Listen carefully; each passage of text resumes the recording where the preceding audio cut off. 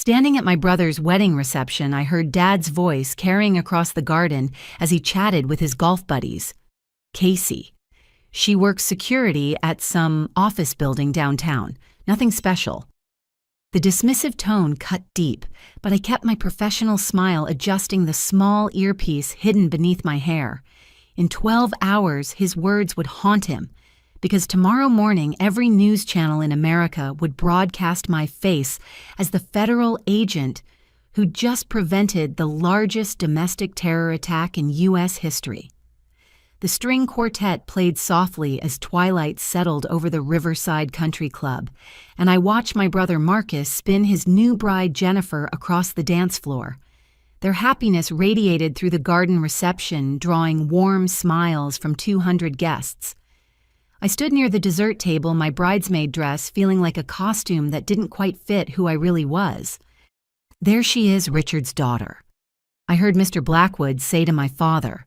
They stood 15 feet away, holding Scotch glasses, completely unaware I could hear every word. Didn't she follow in your footsteps? Join the force. My father's laugh carried that particular note of disappointment I'd grown accustomed to over the years. No, that's Marcus, my son, the groom. He's an investment banker at Goldman Sachs, very successful. Casey, well, he gestured vaguely in my direction. She does security work. Checks badges at some office building downtown. Stratton Industries, I think. Ah, Mr. Blackwood responded with that polite tone people use when they're trying not to sound judgmental. Well, someone has to do those jobs right. I suppose, Dad agreed, taking a long sip of his scotch. I tried to get her into the police academy properly, but she barely made it through and then quit after graduation. Said she wanted to explore other options. Now, look where she ended up. I turned away, pretending to study the wedding cake, while my fingers instinctively checked the concealed earpiece beneath my carefully styled hair. Richard Morrison retired. Chief of police had no idea his disappointment of a daughter had spent the last 2 years embedded in one of the most dangerous undercover operations in recent federal history. The earpiece crackled to life with Agent Martinez's voice barely audible. Phoenix, this is Control. Priority update when you're clear. I glanced around the reception. Marcus was posing for photos with Jennifer's family, his 1,000-watt smile perfectly positioned for the photographer. Our mother, Grace, chatted with her sister near the bar, occasionally shooting worried glances in my direction. She'd always sensed something wasn't right with my security job story, but never pressed. Making my way inside the country club, I found a quiet corner in the ladies' lounge and activated my secure phone. The screen immediately filled with urgent alerts from my team at the Department of Homeland Security. Martinez, I whispered. What's the situation? The timeline's changed, Phoenix. His voice was tense, more strained than I'd heard in our 2 years working together. Intelligence intercepted communications an hour ago. The cell is accelerating their plans. We're looking at 12 hours, not 30 days. My blood ran cold. For 2 years, I'd been Casey Morrison, underachieving security guard at Stratton Industries. In reality, I was Agent Phoenix, part of an elite task force, investigating domestic terror threats against critical infrastructure. Stratton Industries managed power grid systems for 3 major metropolitan areas. If the terror cell succeeded, they could plunge 30 million Americans into darkness while simultaneously launching cyber attacks that would cripple financial systems across the country. Are you certain, Alder? I asked, already knowing the answer. Confirmed by 3 sources. They're mobilizing tonight. The attack happens at dawn. Through the window, I could see the reception continuing in full swing. My cousin Emma was catching the bouquet while everyone cheered. My father stood with his police buddies, probably sharing stories about his glory days on the force and lamenting how his daughter couldn't hack it. I'll need to leave the reception early, I said. Negative, Phoenix. Maintain cover for now. We're repositioning assets. Check your secure drops in 2 hours. And Casey. Martinez paused. This is it. Everything we've worked for comes down to the next 12 hours. I ended the call and stared at my reflection in the mirror. The bridesmaid dress, The careful makeup, the styled hair, all of it was just another cover. Beneath it was someone my family couldn't imagine, someone who'd graduated at the top of her federal training class, spoke 4 languages, and had prevented 2 terrorist incidents in the past year alone. But they'd never know any of that. Returning to the reception, I found myself cornered by Aunt Patricia, my mother's sister, who'd made a career out of other people's business. "Casey, darling." She cooed, her voice already thick with champagne. "Such a beautiful wedding. Maybe you'll be next. Though I suppose you'd need to meet someone first. It must be hard with your work schedule. Night shifts at a security desk don't leave much time for dating, do they?" "I manage," I replied evenly. "Well, you could try online dating. I know the job market is tough, but maybe if you went back to school, got a proper degree, Marcus could probably help you get an internship at his firm. You can't work security forever." I smiled, thinking of the 2 master's degrees I'd earned while undercover, the commendations locked in a safe at headquarters, the federal prosecutors who regularly sought my expertise on domestic terror cases. "I'll think about it, Aunt Patricia." She patted my arm condescendingly. "That's a good girl. You know, your father worries about you. He mentioned you're still renting that tiny apartment downtown. At your age, you should be thinking about buying property, building a future." My phone vibrated, another update from my team. Surveillance had identified 3 more members of the cell. The attack was definitely moving forward. "Excuse me," I said. "I need to check something." I walked toward the parking lot, ostensibly to get something from my car, but really to review the intelligence updates. The terror cell we'd been tracking for 2 years was more sophisticated than we'd initially believed. They'd recruited insiders at multiple infrastructure points, planning coordinated strikes that would cascade into nationwide chaos. And at the center of it all was my supposed supervisor at Stratton Industries, a man named David Chen, who everyone believed was my boss in the security department. The twisted irony wasn't lost on me.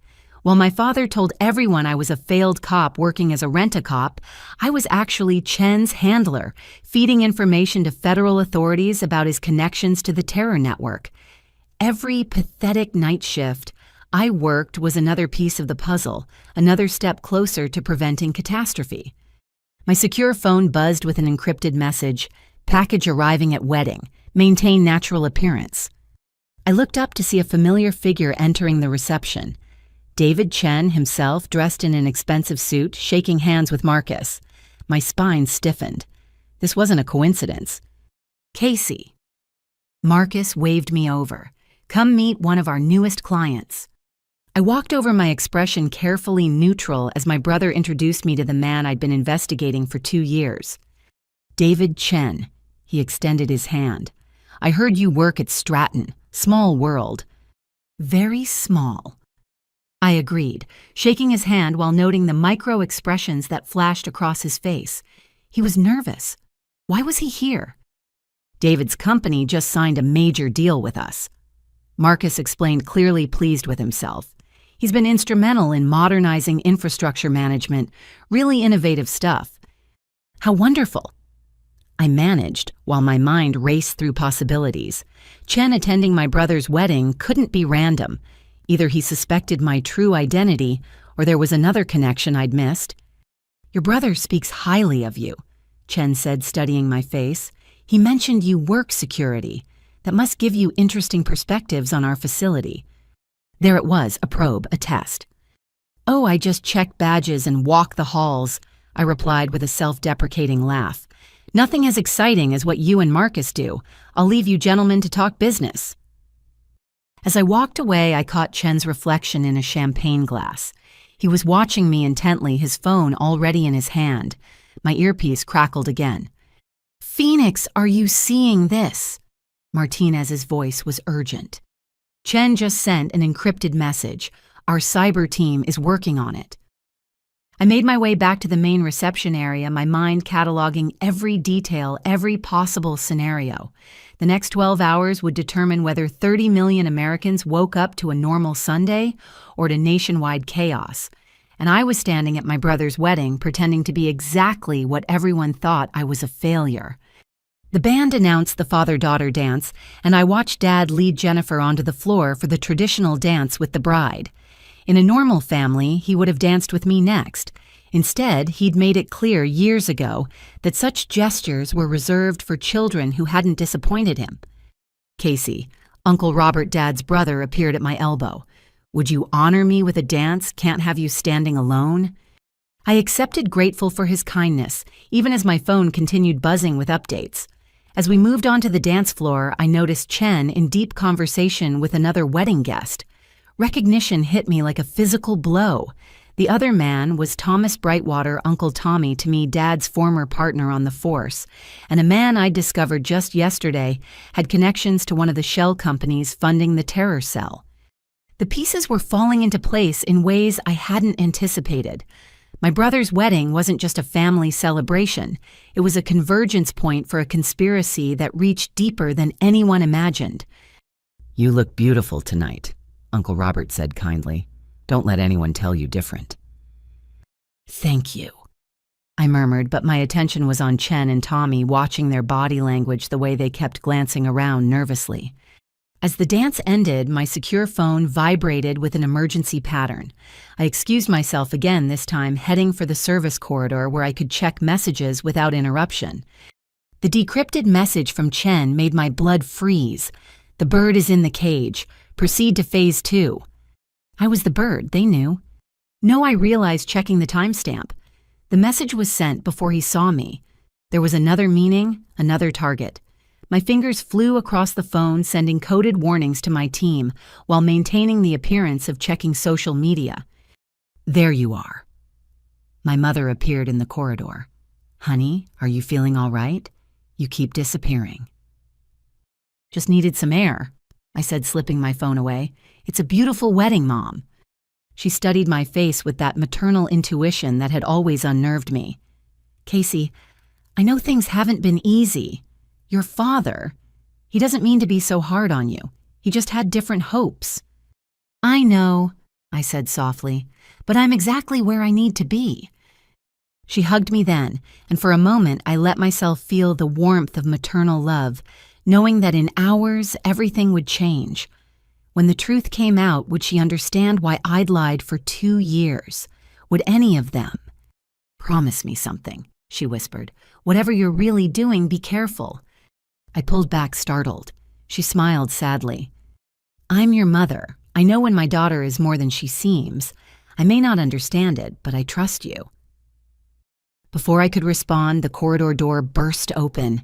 Aunt Patricia stumbled through, clearly well into her cups. "There you are, Casey. You're missing the bouquet toss. Though I suppose at your age, you're probably not interested in catching it. Have you thought more about what I said? Marcus knows people in HR at Goldman. Even a receptionist job would be better than security work." "I'll keep that in mind," I said, guiding her back toward the reception while my mother followed, shooting me one last meaningful look. The reception was reaching its peak. The cake had been cut, toasts had been made, and guests were dancing with abandon. I stood at my assigned table, watching my father hold court with his police buddies, their voices carrying over the music. "You know what the problem is today?" Dad was saying. "No one wants to do real police work anymore. They want the glory without the grind. Take my daughter, perfect example. Had all the advantages, good genes, proper training, and what does she do? Quits after one day on the job to play rent-a-cop." His audience nodded sympathetically while my hands clenched beneath the table. One day on the job. He still believed that lie I'd told to explain my sudden career change when the federal recruitment came through. My phone vibrated. Martinez again, cyber team cracked it. "Bird in the cage" refers to their inside source at Homeland. "We have a mole Phoenix. Trust no one except primary team. Maintain cover. Extract at 2300 hours for briefing." A mole. Someone in my own agency was feeding information to the terror cell. The stakes had just escalated beyond anything we'd prepared for. Chen appeared at my table, champagne glass in hand. "Miss Morrison enjoying the wedding?"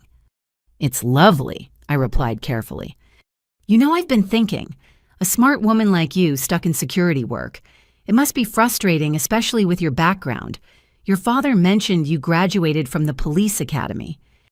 Briefly, I said, maintaining my cover story. Still, that training could be valuable. My organization occasionally needs people with, shall we say, flexible ethics. People who understand that sometimes rules need to be bent for the greater good. The pay would be significantly better than what Stratton offers. There it was, a recruitment pitch. They didn't suspect me, they wanted to turn me. I don't know what you mean, I said, playing dumb. He smiled, reaching into his pocket to produce a business card. As he handed it to me, his sleeve pulled back, revealing a tattoo I recognized from intelligence briefings. The mark of the Sovereign Brotherhood, the domestic terror organization we'd been tracking. Think about it, he said. Your current position gives you access to certain areas. That access, combined with your training and obvious intelligence, could be very valuable to the right people. We could make it worth your while. Financial security respect all the things that have eluded you. He walked away before I could respond, leaving me holding his card while my mind raced. This was an unexpected opportunity. If they wanted to recruit me, I could gather intelligence from inside their organization. But it would mean going even deeper, undercover, becoming someone who betrayed everything I'd sworn to protect. The band announced the last dance, and couples moved onto the floor. I stood alone watching my family celebrate while the weight of the next 12 hours pressed down on me. In the shadows of the country club garden, I could see tactical positions escape routes potential threats. While everyone else saw a wedding, I saw a battlefield waiting to emerge. Casey. Marcus appeared beside me. Thanks for being here today. I know things with Dad are complicated, but it means a lot that you came. Of course, I said. You're my brother. He shifted uncomfortably. Listen, I'm sorry about Dad. The way he talks about you. It's not right. You're doing your best, and that security job, it's honest work. Not everyone can be like you, I finished gently. I was going to say lucky, he admitted. Success isn't just about talent. It's about opportunities, connections. If you ever need help, a reference or anything... Thanks, Marcus, but I'm good where I am. He looked skeptical, but didn't press. As he returned to his bride, I made my decision. In 3 hours, I'd slip away from this reception and step back into my real life. The terror cell thought they had 12 hours. They were wrong. We had less than 10. Uncle Robert had kindly offered to dance with me during the traditional father-daughter dance, since Dad was occupied with the bride. As we moved slowly to The Way You Look Tonight, I found myself transported back 8 years to another dance floor, another moment when everything changed. You're somewhere else, Uncle Robert observed gently, his police instincts still sharp despite retirement. Just remembering, I admitted letting him guide me through the steps while other fathers danced with their daughters around us. The memory was crystalline in its clarity. My police academy graduation day, the proudest moment of my life, until it became the catalyst for everything that followed. I'd worked twice as hard as anyone else in my class, determined to prove I belonged there. 24 weeks of grueling training, and I'd finished third in a class of 48. Your dad was tough on you that day, Uncle Robert said, somehow reading my thoughts. I told him he was wrong. I managed a smile, water under the bridge. But it wasn't not really. I could still hear Dad's voice at the reception afterward, loud enough for half the restaurant to hear, "Third place." I suppose that's something. Though between you and me, the physical standards for women are lower. She barely passed the firearms qualification. Probably wash out in 6 months when she realizes real police work isn't like the movies. My classmates had heard every word. My training officer, Lieutenant Sarah Walker, had witnessed my humiliation. The other graduates, with their proud families, had all seen Chief Morrison's daughter being dismissed as a diversity hire who'd squeaked by on lowered standards. The truth I'd scored highest in criminal law, second in defensive tactics, and my barely passing firearms qualification was actually in the top 10%. But Dad had seen what he wanted to see, a daughter who didn't measure up to his legacy. He was drunk, Uncle Robert said quietly, and wrong. Sarah Walker told me later, you were one of the best recruits she'd trained. The song ended, and I squeezed his hand gratefully before stepping away. The reception swirled on around me, but my mind remained fixed on that night 8 years ago. After Dad's performance at the restaurant, I'd gone home to my tiny apartment and cried until I had no tears left. Then at 2 in the morning, my phone had rung. Agent Morrison. The voice had been crisp professional. "This is Director Patricia Thornton, Federal Bureau of Investigation. I understand you had an interesting graduation today." "I think you have the wrong number," I'd said. "I'm Officer Morrison, not an agent." "Not yet," she'd replied. "But I've been following your career with interest. Your academy instructors speak highly of you. More importantly, your psychological profiles indicate unique qualifications for specialized work. I'd like to meet with you tomorrow, unofficially." That meeting in a nondescript coffee shop had changed everything. Director Thornton hadn't minced words. "We need someone with your specific background for a deep cover operation. Someone who can disappear into a role completely, who understands law enforcement but isn't tied to any specific department. Someone with a reason to distance themselves from their previous life." "You mean someone whose father just humiliated them in front of their entire graduating class?" I'd asked bitterly. "I mean someone with the strength to turn pain into purpose," she'd corrected. "This assignment would require absolute secrecy. 2 years minimum undercover. No contact with family beyond surface level. Your cover story would be that you quit the force after 1 day couldn't handle the pressure. Can you live with that?" Looking at my father now holding court with his cronies, I remembered my answer. When do I start? The next 6 months had been intensive training unlike anything the police academy had offered. Languages, advanced combat techniques, cybersecurity, psychological operations. I'd excelled at everything driven by a need to prove my worth to someone, even if that someone could never know. Casey. My cousin Emma appeared slightly unsteady in her heels. "Girl, you need to catch up. How many drinks have you had?" "Just one," I lied, holding up my untouched champagne flute. "Well, that explains why you look so serious. Come on, let's get you a real drink. Maybe you'll finally loosen up and tell us about your love life. There must be someone right. A security guard at your building? Maybe a nice janitor." The condescension dripped from every word, but I'd grown immune to it. While Emma and the rest of my family saw failure, my federal team saw one of their most valuable assets. In 2 years, undercover, I'd identified 17 members of a domestic terror cell, traced their funding sources to unexpected places, and prevented 2 smaller attacks without blowing my cover. My phone buzzed. Another update from Martinez. Tommy Brightwater just transferred $50,000 to a Cayman account linked to the Brotherhood.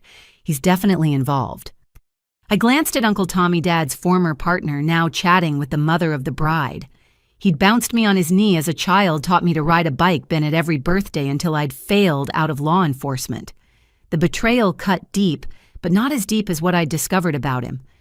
"I need some air," I told Emma, extracting myself from her grip. Outside on the terrace, I found a quiet corner and activated my encrypted phone. The intelligence was damning. Tommy Brightwater had been using his police connections to provide the terror cell with information about security protocols, shift changes, and vulnerability assessments. He thought he was just making extra money helping security consultants. He had no idea he was enabling mass murder. "Phoenix." Agent Martinez's voice came through my earpiece. "We've identified the mole. It's worse than we thought." "How much worse?" "Assistant Director Kevin Marshall. He's been feeding them our operational plans for 6 months. They know we're closing in, which is why they've accelerated their timeline." Marshall? I'd briefed him personally 3 times. He knew my real identity, my cover, everything. If he'd turned that information over... "Am I compromised?" I asked, already knowing the answer. "Negative. He's been selective about what he shares, keeps his own assets protected to maintain credibility. But Phoenix, this means we can't use normal channels. I'm assembling a black team. Can you get free by 2300? "Copy that." I turned to find my mother standing in the doorway, concern etched on her face. "Honey, you've been out here a while. People are starting to notice. Just needed a minute, I said, slipping my phone away. She stepped closer, lowering her voice. Casey, I meant what I said earlier. Whatever you're really doing, I trust you. But seeing you tonight, the way you keep checking your phone, the way you're watching everyone, you're not just a security guard, are you? The weight of 2 years of lies pressed down on me. One word of truth to my mother could unravel everything, could cost lives. But the need to tell someone, anyone, that I wasn't the failure they all believed me to be was almost overwhelming. Mom, No, she interrupted. Don't tell me, I don't need to know. Just promise me you'll be safe. I hugged her tightly, memorizing the feeling, knowing that after tonight everything would change. I promise. We returned to the reception together where the party was reaching its crescendo. Dad had moved on from disparaging me to telling stories about his glory days on the force. 30 years of service, he was saying. Commendations, medals, respect. That's what real commitment looks like. Not everyone has what it takes, of course. Some people just aren't cut out for the pressure. His eyes found mine across the room, and the message was clear. Some people like his daughter. Richard Morrison. A new voice cut through the conversation. David Chen had approached Dad's group, his smile calculated. I've heard impressive things about your career. Your reputation precedes you. Dad preened under the attention. Well, I did my part, kept the city safe for 3 decades. Indeed, and now your son carries on the family tradition of excellence, albeit in finance rather than law enforcement. Chen's eyes flicked to me. It must be gratifying to see one of your children achieve such success. The emphasis on one was subtle but unmistakable. Dad's jaw tightened slightly. Marcus has always been driven, Dad agreed. Takes after his old man. And your daughter, Chen, pressed his interest, seemingly casual but his intent razor sharp. I understand she also attempted to follow in your footsteps. Attempted is the right word, Dad said dismissively. Some people just don't have the stomach for real work. She lasted exactly 1 day on the force before quitting. Now she checks badges for a living. Chen made sympathetic noises while my hands clenched in my lap. 1 day. The lie I'd told to explain my sudden career change had become the defining narrative of my failure in my father's eyes. He'd never know about the 437 days I'd actually served, first as a federal agent in training, then as an undercover operative. He'd never know about the commendations locked in a safe in Washington, the letters of appreciation from the Attorney General, the lives saved. Still, Chen mused, security work requires its own kind of dedication. Attention to detail, discretion, these are valuable qualities. He was recruiting me in front of my father. The audacity of it was breathtaking. I suppose, Dad conceded grudgingly, though it's hardly a career, more like a placeholder for people who can't do better. The words hit their mark as they always did, but this time, instead of shame, I felt a strange sense of liberation. In less than 3 hours, I'd leave this reception and step back into my real life. The mission that had defined me for 2 years was reaching its climax. Win or lose, the truth would come out. Chen excused himself from Dad's group and made his way toward me. I pretended to be absorbed in watching the dancers, but every sense was alert to his approach. Your father is a hard man, he observed, settling into the chair beside me. He has high standards, I replied neutrally. Sometimes those who demand the most from others are compensating for their own insecurities, Chen said. I've built my organization by recognizing talent that others overlook, particularly in those who've been underestimated. Mr. Chen, I appreciate the pep talk, but... David, please. And this isn't a pep talk. It's an opportunity. He leaned closer, his voice dropping. Tomorrow morning, certain events will unfold that will reshape the power structure of this country. Those who position themselves correctly tonight will find themselves in very different circumstances by noon. My blood chilled at the casual mention of tomorrow's planned attack, but I forced myself to remain calm. I don't understand. I think you do. You're smarter than anyone here gives you credit for. Working security at Stratton has given you unique insights into infrastructure vulnerabilities, insights that could be very valuable to the right people. Are you suggesting I betray my employer? I asked, injecting just the right amount of shock into my voice. I'm suggesting you stop letting others define your worth, he countered. Your father sees failure. I see potential. The question is, what do you see? Before I could answer, the lights dimmed for the cake cutting. Chen stood pressing his business card into my hand once more. Think about it, Casey. By tomorrow afternoon, the world will be different. You can be a victim of that change or a beneficiary. The choice is yours. He melted back into the crowd, leaving me holding his card while my secure phone buzzed urgently. Martinez had sent a coded message, asset confirmed at location, green light for extraction in 90 minutes. 90 minutes. I watched my family gather around Marcus and Jennifer as they cut their wedding cake cameras, flashing, everyone smiling. In 90 minutes, I'd slip away from this reception, and by dawn, I'd either be a hero or a casualty. Either way, the Casey Morrison they thought they knew would cease to exist. Not hungry. Aunt Patricia appeared with 2 plates of cake. Oh, honey, I didn't mean to upset you earlier with the dating talk. I just worry about you all alone in that apartment. Your mother says you never bring anyone to family gatherings. I'm fine, Aunt Patricia, really. Are you, though? She studied me with unexpected perception. You know, I remember when you were little. So determined, so fierce. You used to say you were going to be the best police officer in the world.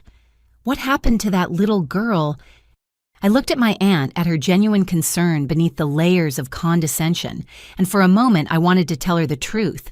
That little girl had become something more than anyone imagined. She'd just learned to hide it better. She grew up, I said simply. Well, growing up doesn't mean giving up, Aunt Patricia said, patting my hand. It's never too late to change direction. Look at me, I didn't find my calling until I was 40. Her calling was real estate, hardly comparable to preventing domestic terrorism, but I appreciated the sentiment. As she wandered off to dispense advice to other relatives, I made my preparations. In 1 hour, I'd complain of a headache. In 75 minutes, I'd say my goodbyes. In 90 minutes, I'd drive away from this reception and toward a confrontation 2 years in the making. The band struck up another slow song, and I watched couples take the floor. Dad danced with Mom now, both of them looking happy in the soft lighting. For all his flaws, he loved her deeply. Would that love extend to understanding when the truth came out? Would any of them comprehend why I'd chosen duty over their approval? Penny, for your thoughts. Uncle Robert had returned this time with 2 glasses of scotch.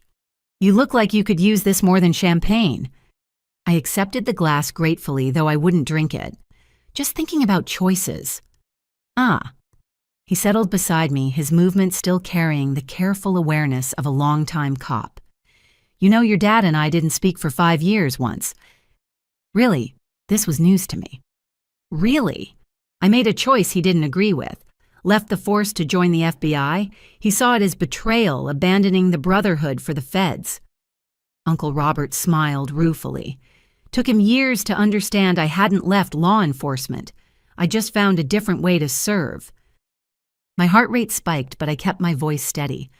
What made him come around? Results. When I helped take down the Torino crime family, suddenly, I wasn't a traitor anymore. I was his brother, who'd made good. He sipped his scotch thoughtfully. Sometimes, Casey, the people who love us can only see the choices we make through their own lens. It doesn't mean they don't love us. It just means they can't imagine any path but their own. And if they never come around, I asked quietly, then you live with the knowledge that you did what you believed was right. Not everyone gets to be understood. Some of us have to settle for being useful. He stood leaving his half-finished scotch on the table. Whatever you're wrestling with tonight, trust yourself. You've got good instincts even if your father can't see it.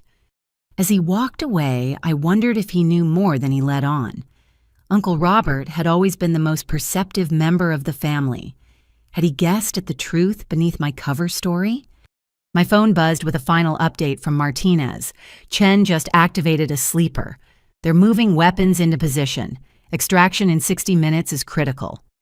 I stood smoothing my bridesmaid dress and began making my rounds. This elaborate deception was almost over. Tomorrow the world would know about the terror plot and the agent who'd stopped it. But tonight I was still just Casey Morrison. Family disappointment walking through my brother's wedding with a smile that hid the weight of 30 million lives. The next hour would be the longest of my life. I slipped into the country club's marble bathroom, locking myself in the furthest stall before activating my secure video link. The small screen flickered to life, revealing the tense faces of my core team gathered in the operations center. Behind them, I could see the massive digital displays tracking terror cell movements across 5 cities. "Phoenix, thank God," Martinez said without preamble. "We've got a situation. The cell isn't just moving weapons. They're positioning cyber assets at all 5 target locations."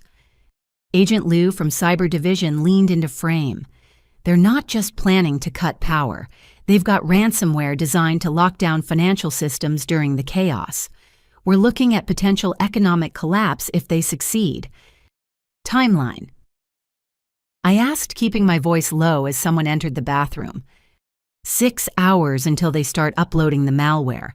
Physical attacks commence at dawn, approximately 7 hours from now. Director Thornton had joined the call, her expression grim.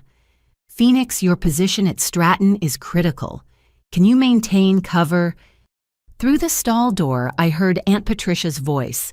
"Did you see Casey disappear again? That girl spends more time hiding than socializing."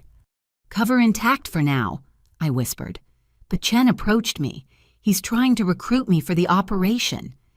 "Jesus," Martinez swore. "They're getting desperate if they're recruiting at weddings." "Or confident," Liu countered. "They might think they're so close to success that it doesn't matter who knows." Director Thornton made a decision. "Phoenix, if Chen approaches you again, play along. We need intel on their final positions. How's your extraction window?" 45 minutes. "But Director, there's something else. Tommy Brightwater is here. Dad's former partner. The financial transfers..." "We're aware. He's being monitored. Phoenix, listen carefully. The mole marshal has gone dark. We think he's preparing to run. Without him, we're blind to what the cell knows about our operations. You're our only reliable asset inside their sphere right now." The bathroom door opened again. My mother's voice called out, "Casey, honey, are you in here?" "I have to go," I whispered, maintaining cover. The screen went dark just as I flushed the toilet for appearance's sake. Stepping out of the stall, I found my mother waiting by the sinks, her expression worried. "There you are, sweetie, you keep disappearing. Are you feeling all right?" "Just wedding emotions," I lied, washing my hands while avoiding her penetrating gaze. She didn't look convinced. "Your father's about to give his toast. Whatever you think of him, please come listen. For Marcus." I followed her back to the reception where Dad was already standing with the microphone. The crowd quieted, gathering around as he raised his champagne glass. "Friends, family, thank you for joining us to celebrate Marcus and Jennifer." His voice carried the authority of 3 decades in law enforcement. As many of you know, I spent my career protecting and serving this community, but my greatest pride has always been my family. I found a spot near the back, partially hidden behind a decorative palm. "Marcus," Dad continued, "you've exceeded every expectation. From valedictorian to Goldman Sachs, you've shown what determination and excellence look like. Jennifer, you're getting a man who understands commitment, who achieves everything he sets his mind to." The crowd murmured appreciatively. Marcus beamed while Jennifer clutched his hand. "In law enforcement, we have a saying, you're only as strong as your weakest link." Dad's eyes swept the crowd and found me. "But in families, we support each other regardless. We celebrate the successes and accept the rest." The pause before "accept" felt like a knife between my ribs. Several guests followed his gaze to me, their expressions sympathetic. Poor Casey, the family disappointment being graciously included, despite her failures. "So here's to Marcus and Jennifer." Dad raised his glass higher. May you build a life filled with achievement, prosperity, and children who make you proud every single day. The emphasis on every was subtle, but unmistakable. Glasses clinked around me while I stood frozen, my untouched champagne warm in my hand. "That was lovely, Richard," someone said, and the conversation resumed around me. I was about to escape to the terrace when Chen appeared at my elbow. "Interesting toast. Your father has a way with words." He was a police chief. Public speaking comes with the territory. "Indeed. Walk with me, Casey. I have a proposition that might interest you." I glanced around. The reception was in full swing, no one paying attention to us. My extraction window was down to 35 minutes, but this was an intelligence opportunity I couldn't pass up. We strolled toward the garden where string lights created pools of soft illumination between darker shadows. Chen waited until we were well away from other guests before speaking. In 6 hours, the world changes. Power grids fail, financial systems freeze, and in the chaos that follows, a new order emerges. He spoke casually as if discussing the weather. Those who facilitate this transition will be rewarded beyond their wildest dreams. "You're talking about terrorism," I said, allowing shock to color my voice. "I'm talking about revolution," he corrected. "The current system has failed people like you, Casey. You followed the rules, tried to serve, and what did it get you? Mockery from your own father, a dead-end job, a studio apartment you can barely afford." Each fact was accurate, pulled from the careful cover identity we'd constructed. But hearing them weaponized made me understand how the Brotherhood recruited. They found the wounded and promised them power. "What exactly are you asking me to do?" "Tomorrow morning at 5:30, you'll receive a call about an emergency at Stratton. You'll respond as any dedicated security guard would. Once inside, you'll disable certain surveillance systems and ensure specific doors remain unlocked. Nothing more.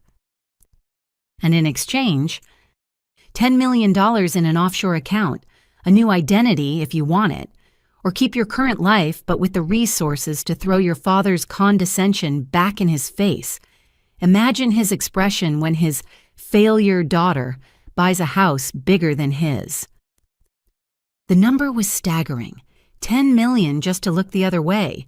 How much were they spending on this operation? "I could go to prison," I said, playing the role of tempted but fearful.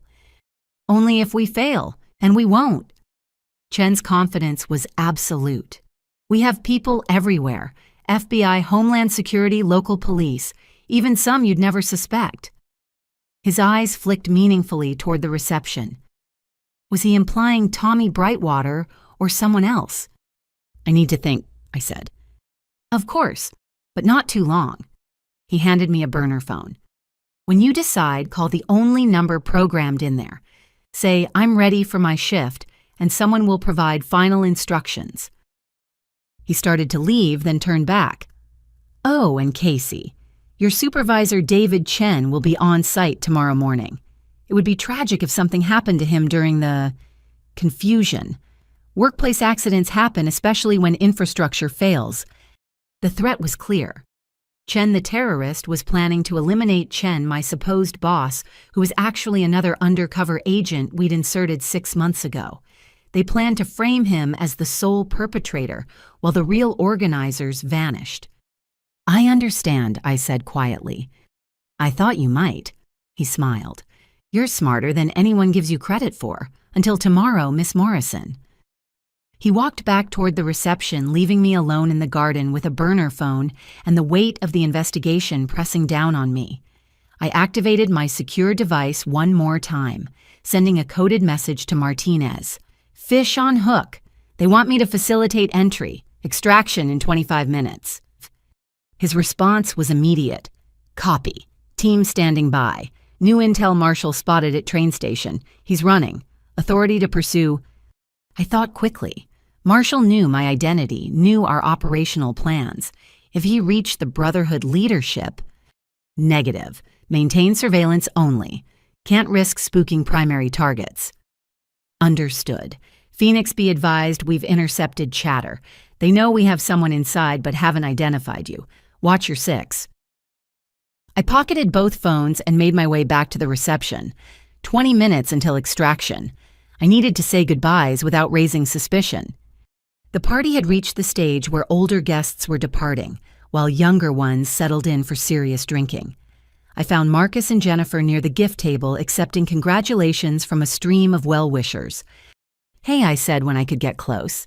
"I wanted to say goodbye, early morning tomorrow." "You're leaving already." Marcus looked disappointed. "Casey, come on. How often do I get married?" "Just once, hopefully," I said with a smile. "It was a beautiful wedding. I'm really happy for you both." Jennifer hugged me impulsively. "Thank you for being a bridesmaid. I know we haven't had much chance to get close, but I hope that changes." "I'd like that," I said, meaning it while knowing that after tomorrow nothing would be the same. "Casey," Marcus lowered his voice, "listen about Dad's toast. He didn't mean—" "Yes, he did," I interrupted gently. "And it's okay. He sees what he sees. I can't change that." "But it's not right. You're not a failure. You're my sister, and you're doing your best, and that matters." The earnestness in his voice nearly broke my composure. Marcus, for all his success and occasional obliviousness, did love me. Would that love survive learning about my deception? "Thanks," I managed. "Take care of each other, okay?" I left them returning to their guests and went in search of my parents. I found them near the bar, Dad holding court with yet another group of his former colleagues. "I'm heading out," I announced during a lull in conversation. "Already?" Mom stood to hug me. "Drive safely, sweetheart." Dad barely glanced my way. "Night shift?" "Something like that," I agreed. "Well, someone has to guard empty buildings," he said to his audience, who chuckled obligingly, "though I'll never understand choosing that over real police work." "Not everyone can be you, Dad," I said quietly. For a moment, something flickered in his eyes, regret recognition that his words had landed, but it was gone before I could be sure. "No," he agreed, "they can't." I left without another word, collecting my small clutch from the coat check and walking toward the parking lot. 15 minutes to extraction. As I reached my car, I noticed Uncle Tommy by his vehicle speaking urgently into his phone. "The timeline's moved up," he was saying. "I can't—" "Yes, I understand. The money better be in my account by morning." He ended the call and noticed me watching. For a moment, we stared at each other across the parking lot. Did he know that I knew his hand moved slightly toward his jacket, where 30 years of police work told me he kept a weapon? "Casey," he called out, his voice carefully neutral. "Leaving early?"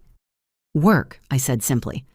"Always dedicated," he said, but there was something off in his tone, a nervousness that hadn't been there before. "You know your dad's wrong about you.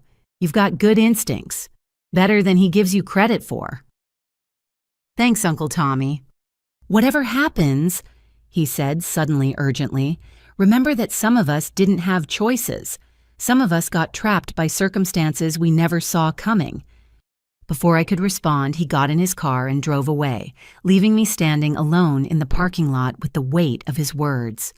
Was it a confession, a warning, a threat? I got in my own vehicle, a modest Honda that fit my cover identity, and drove away from the country club. In my rearview mirror, I could see the reception, continuing lights, twinkling music carrying on the night air. My family was in there celebrating, oblivious to the danger approaching. At exactly 11 p.m., I pulled into a rest stop off Highway 47.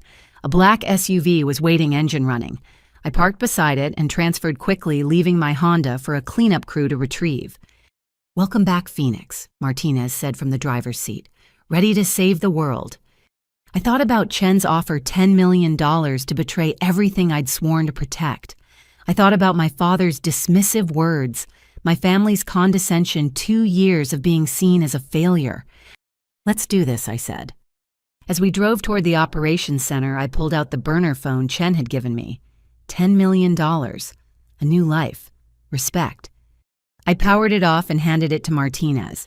"They tried to flip me, offered me $10 million to facilitate entry." He whistled low. "That's serious money, tempted." I thought about my father's toast, about being the weak link, about accepting the rest. Tomorrow he'd learn exactly what his disappointment daughter had accepted the responsibility of protecting 30 million Americans, including him. Not even for a second, I said. And I meant it. The country club's cocktail hour was reaching its peak when I noticed a familiar figure crossing the garden toward the main reception area. My blood chilled as I recognized the purposeful stride, the expensive suit, the carefully neutral expression that I'd observed every day for 2 years. David Chen, or rather the man everyone at Stratton Industries believed was David Chen, had arrived at my brother's wedding. I forced myself to remain calm, sipping my lukewarm champagne, while my mind raced through possibilities. This wasn't coincidence. In 2 years of undercover work, I'd learned that coincidences in this business usually meant someone was about to die. Casey. Marcus waved enthusiastically from across the garden. Come here, I want you to meet someone. Every instinct screamed danger as I made my way through the crowd. Chen stood beside my brother, a champagne flute in hand, his expression professionally pleasant. But I caught the micro tells, the slight tension in his jaw, the way his eyes tracked exits and assessed threats. He was as nervous as I was. Casey, this is David Chen from Stratton Industries, Marcus announced proudly. David's company just signed a major infrastructure management deal with our firm. David, this is my sister Casey. I believe you two might have crossed paths. Miss Morrison. Chen extended his hand smoothly. What a pleasant surprise. I had no idea you were Marcus's sister.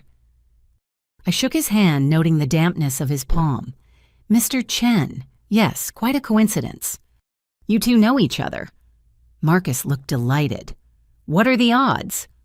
Astronomical. Chen agreed, his smile not reaching his eyes. Your sister works security at our main facility. Very dedicated employee. Never misses a shift. The emphasis on those last words was subtle but clear. He was reminding me of my cover, warning me to maintain it. But why? Casey's always been reliable, Marcus said, missing the undercurrents entirely. Even if Dad doesn't... Well, anyway, David, you were telling me about the expansion plans. As the two men talked business, I studied Chen carefully. The man I'd reported to for 2 years was actually Agent Michael Park, deep cover like me, but from a different agency. His assignment was to infiltrate the Brotherhood's financial network while I focused on operational intelligence. We'd maintained strict separation, never acknowledging our true roles, even in private. So why was he here at my family's event, clearly terrified? If you'll excuse us, Chen suddenly said to Marcus, I actually need to discuss a scheduling matter with Casey. Weekend shifts and all that. Do you mind? Of course not, Marcus laughed. Even at weddings, work never stops, right? Casey, try not to let him guilt you into extra hours. It's supposed to be your day off.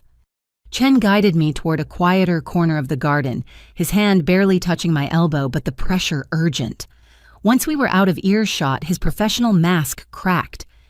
We need to talk, he said quietly. Not here. Too many eyes. The gazebo in 5 minutes. He walked away before I could respond, stopping to glad hand other wedding guests as if nothing was wrong. But I'd seen the fear in his eyes. Agent Michael Park, who'd spent 3 years infiltrating one of the most dangerous domestic terror organizations in the country, was terrified. I mingled for the required 5 minutes, deflecting Aunt Patricia's latest attempt to set me up with her dentist's son, before making my way to the decorative gazebo at the garden's edge. Chen was already there, hidden in shadows. They know, he said without preamble. Not about you, not yet, but about me, my cover's blown. How I kept my voice steady despite the spike of adrenaline. Marshall, the mole at Homeland, he didn't just have operational intelligence, he had personnel files. He sold them everything Phoenix. Real names, addresses, family connections. His laugh was bitter. Ironic, isn't it? I came to your brother's wedding as a legitimate client, and it's probably what got me killed. You're not dead yet, I said firmly. When did you find out? 2 hours ago. Intercepted a communication meant for my handler, except my handler's been dead for 3 days. They're cleaning house, eliminating everyone who might compromise tomorrow's operation. He met my eyes. They plan to frame me as the mastermind. Dead men make convenient scapegoats. We can extract you, my team. No. He shook his head. If I run now, they'll know their communication was intercepted. They'll abort the operation, go underground, and we'll lose them. 30 million people, Phoenix. I can't have that on my conscience. So what's your plan? I stay visible, play the role, make them think I'm still oblivious. But I needed someone to know in case. He pulled a micro SD card from his pocket. Everything I've gathered. Financial records, communication logs, the works. Get this to your handler. I palmed the card smoothly. Michael. Park. My real name's Michael Park. He smiled sadly. Figured if I'm going to die tonight, someone should know who I really was. You're not going to die, I insisted. We'll figure something out. Maybe. But if I don't make it, tell my daughter. Tell her I was trying to be one of the good guys. Before I could respond, voices approached the gazebo. Chen straightened his professional mask, sliding back into place as Tommy Brightwater appeared with two other wedding guests I didn't recognize. David, Tommy boomed with false joviality. There you are. Gentlemen, let me introduce David Chen, the man who's going to help us modernize the city's infrastructure. The two men with Tommy had the look of money and menace. Expensive suits couldn't hide the prison tattoos peeking out from one's collar, or the way they both assessed Chen like butchers eyeing meat. Gentlemen, Chen nodded politely, and Miss Morrison. We were just discussing weekend scheduling, duty calls even at celebrations. Ah, yes, Casey. Tommy's smile was sharp. Richard's daughter. Still working security, I hear. Your father mentioned you're finding the work. Suitable to your abilities. The insult was clear, but I had bigger concerns. Tommy's companions were brotherhood.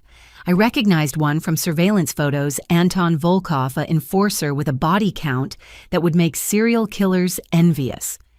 It pays the bills, I said mildly. Indeed. Well, David, shall we continue our discussion?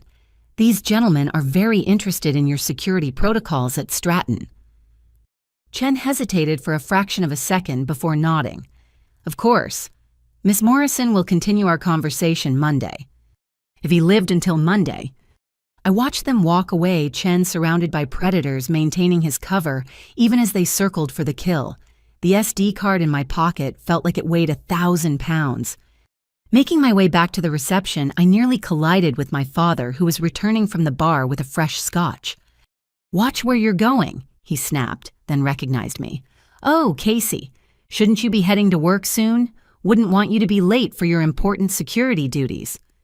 The sarcasm dripped from every word, but for once I didn't care about his dismissal. I was calculating distances, sight lines, how quickly I could get Chen to safety if things went sideways. Dad, I said suddenly, you worked with Tommy Brightwater for 15 years. Did you ever suspect he might be dirty? His face darkened. What kind of question is that Tommy's a decorated officer, served with distinction? That's not what I asked. How dare you? His voice rose. Tommy's worth 10 of you. He actually made something of himself instead of washing out after one day like a coward. You're right, I said quietly. I'm sure you knew your partner perfectly. I walked away before he could respond, but I heard him muttering to a passing guest about ungrateful children who didn't appreciate real heroes. Near the dance floor, I spotted Chen again. He'd managed to separate from Tommy's group and was talking with Jennifer's parents, playing the role of successful businessman perfectly. But I saw the tremor in his hand the way he kept checking exits. My phone buzzed. Martinez. Extraction in 40 minutes, status. I typed back, complicated, package acquired, secondary asset compromised. Clarify secondary asset. Chen, cover blown, still in play. Recommendation. I looked across the reception at Agent Michael Park maintaining his cover, even under a death sentence, protecting an operation that would save millions. Then I looked at my family, oblivious to the danger lost in their celebrations and petty judgments. Let it play, I typed, we'll monitor. Roger, 40 minutes, Phoenix, don't be late. Chen caught my eye across the crowd and raised his champagne glass slightly. A toast to duty, to sacrifice, to choices made in shadows. I raised mine in return. That's when I noticed the man in the catering uniform who'd been circling Chen's position for the last 5 minutes. His movements were too purposeful, his attention too focused. I recognized the bulge of a weapon under his jacket. They weren't waiting until tomorrow. They were going to kill him here at my brother's wedding in front of 200 witnesses. I started moving, weaving through dancing couples, trying to intercept. But Chen saw him too. Our eyes met for an instant and he shook his head slightly. Don't blow your cover. The caterer was 10 feet from Chen, 5 feet, his hand moving toward his jacket. That's when Uncle Robert, of all people, stumbled drunkenly into the man's path. Sorry, he slurred, sloshing champagne on the caterer's uniform. These damn dress shoes. No traction. The caterer cursed, trying to sidestep, but Robert stumbled again, this time knocking a full tray of glasses onto the man. In the chaos of shattering glass and shouting, Chen melted into the crowd, disappearing toward the service exit. Robert straightened, suddenly seeming much more sober. His eyes found mine across the chaos. A slight nod, then he was back to playing the drunken uncle, apologizing profusely to the furious caterer. My phone buzzed. Unknown number, package delivered to dead drop. Tell my daughter I loved her. MP. Michael Park had made his choice. He'd completed his mission and vanished, leaving the Brotherhood to wonder if their assassination attempt had succeeded in the chaos. By the time they realized he'd escaped, the SD card would be in federal hands and their financial network would be crumbling. I deleted the message and checked the time. 35 minutes to extraction. The caterer had given up his pursuit, melting back into the service staff. Tommy Brightwater stood near the bar, his phone pressed to his ear, his expression furious. The Brotherhood's plan was unraveling and they didn't even know the worst of it yet. Casey. My mother appeared at my elbow. There you are. What on earth just happened? Uncle Robert had too much to drink, I said. Knocked over a whole tray. You know how he gets at weddings. She frowned. That's not like him. He's been sober for 3 years. Maybe it's the emotion of the day, I suggested. Marcus getting married and all. Maybe. But she didn't look convinced. My mother had always been the sharpest one in the family. Casey, is everything all right? You've seemed on edge all evening. Just work stuff, I deflected. Big inspection coming up, you know how it is. I don't actually. She studied my face. You never talk about your work. 2 years at that place and I couldn't tell you a single thing about what you actually do all day. I check badges, walk the halls, make sure doors are locked. It's not exactly thrilling dinner conversation. No, she agreed, but it matters to you. I can see that. Whatever you're really doing there, it matters.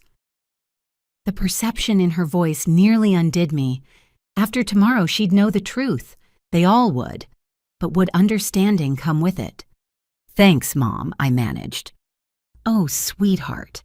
She hugged me suddenly, fiercely. You know I love you right. No matter what your father says or thinks. You're my daughter, and I'm proud of you. Mom. No, let me say this. I don't know what's going on, but I know my daughter. The real one.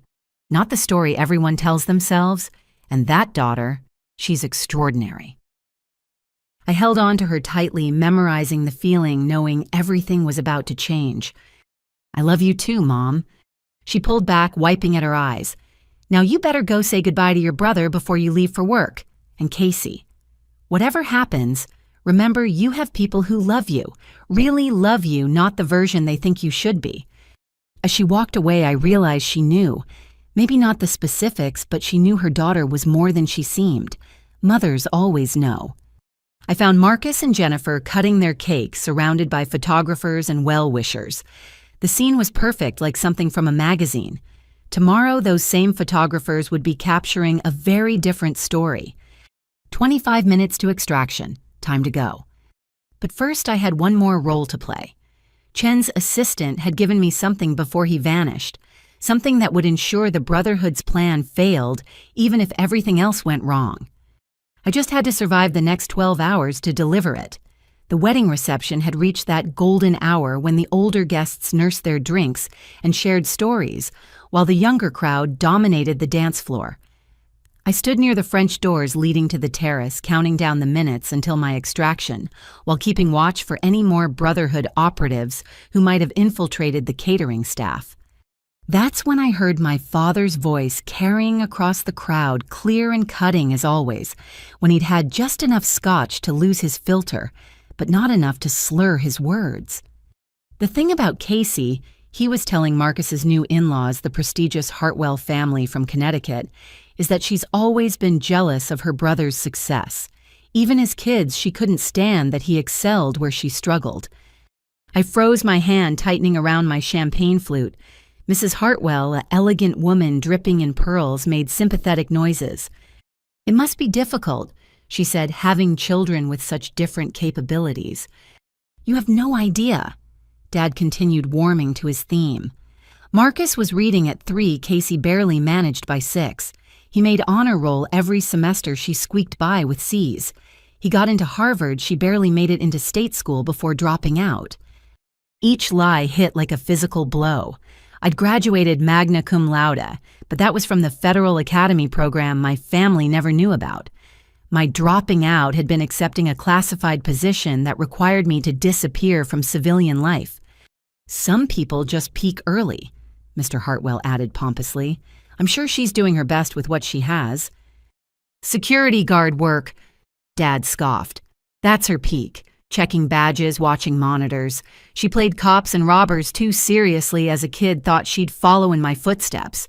One day on the force and she quit. Couldn't handle the pressure." Marcus stood nearby with Jennifer, and I waited for him to say something, anything, to defend me.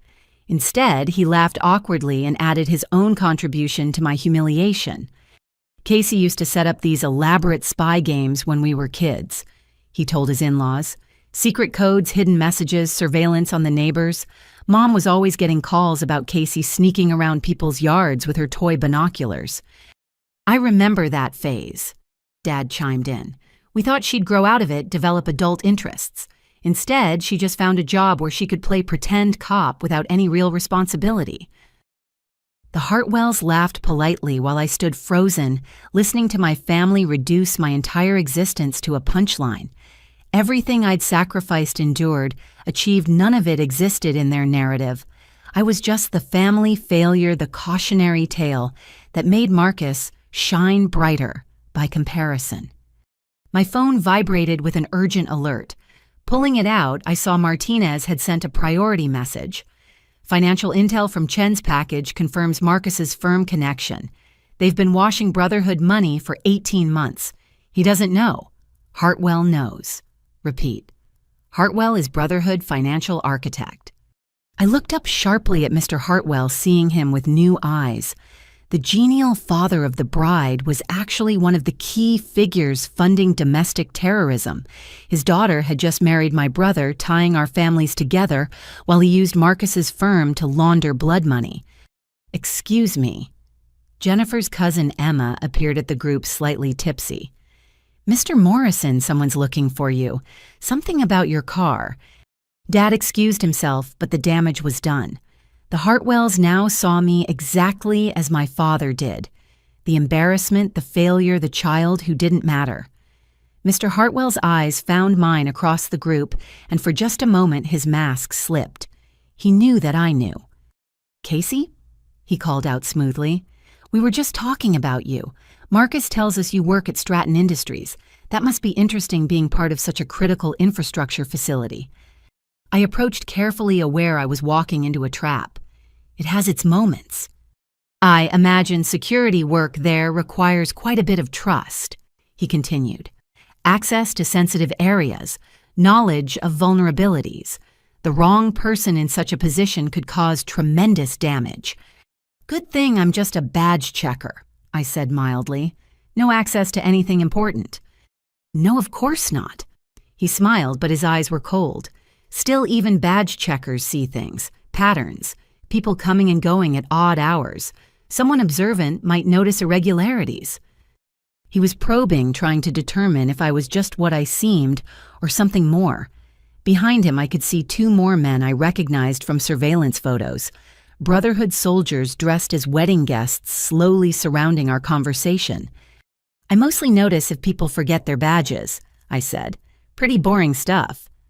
"Boring can be profitable," Hartwell said, "for the right person willing to share what they observe. Your brother mentioned your student loans, the studio apartment.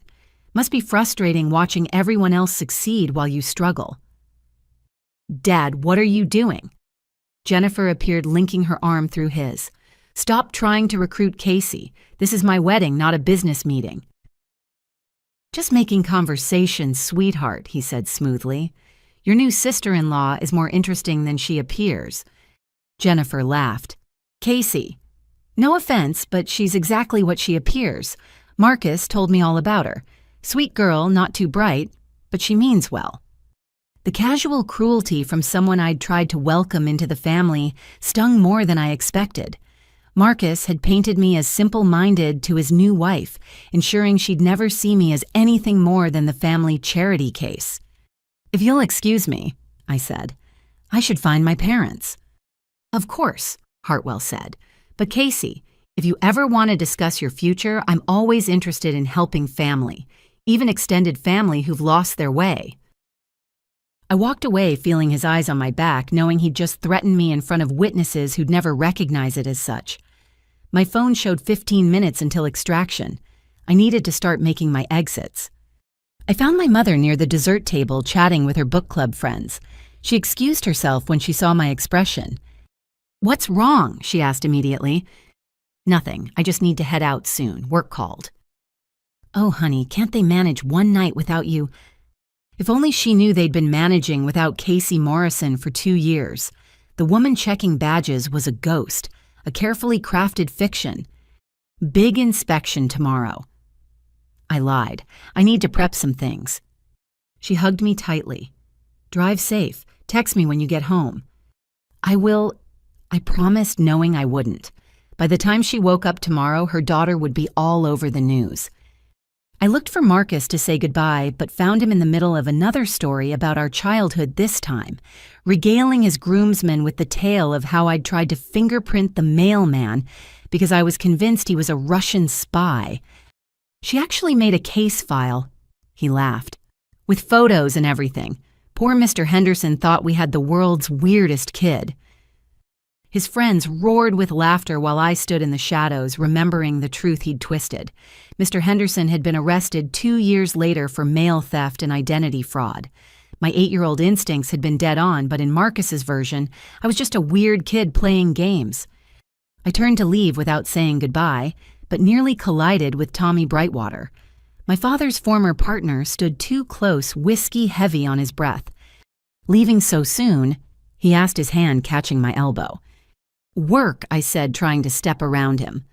"Always dedicated, Casey." His grip tightened. "You know, I've been thinking.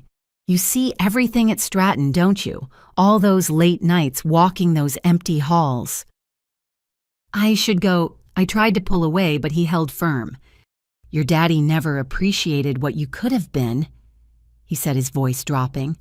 "Smart girl like you wasted on badge checking. Other people would value those skills. Pay proper money for them." "Let go of me, Uncle Tommy." "Think about it." He pressed something into my hand, a business card. "Call that number if you want to triple your salary. All you have to do is share a few harmless observations. Nothing illegal, just information." He released me and melted back into the crowd before I could respond. The card in my hand had only a phone number, no name or business. But I recognized the format. It was a Brotherhood contact protocol, the same one Chen had given me earlier, but with a different number. They were tag-teaming me, approaching from multiple angles, each testing, to see if I could be turned. The financial pressure from Hartwell, the emotional manipulation from Tommy, the direct approach from Chen. They were desperate to get someone inside Stratton before tomorrow's attack. What they didn't know was that they already had someone inside. They had me. And in 10 minutes, I'd be leaving this wedding with enough intelligence to destroy their entire operation. I made my way toward the parking lot, noting the positions of Brotherhood operatives scattered throughout the reception. My count was up to 7, not including Hartwell and Tommy. Whatever happened tomorrow, they wanted witnesses here, who could testify they'd seen nothing suspicious, just a normal wedding celebration. That's when I spotted something that made my blood run cold. Emma, my cousin, who'd been drunkenly catching the bouquet earlier, was now stone sober and speaking rapidly into an earpiece near the service entrance. Her earlier intoxication had been an act. I thought back through the evening. Emma had been everywhere, floating between groups, asking questions, playing the harmless party girl. She'd had access to every conversation, every private moment. If she was Brotherhood... My phone buzzed.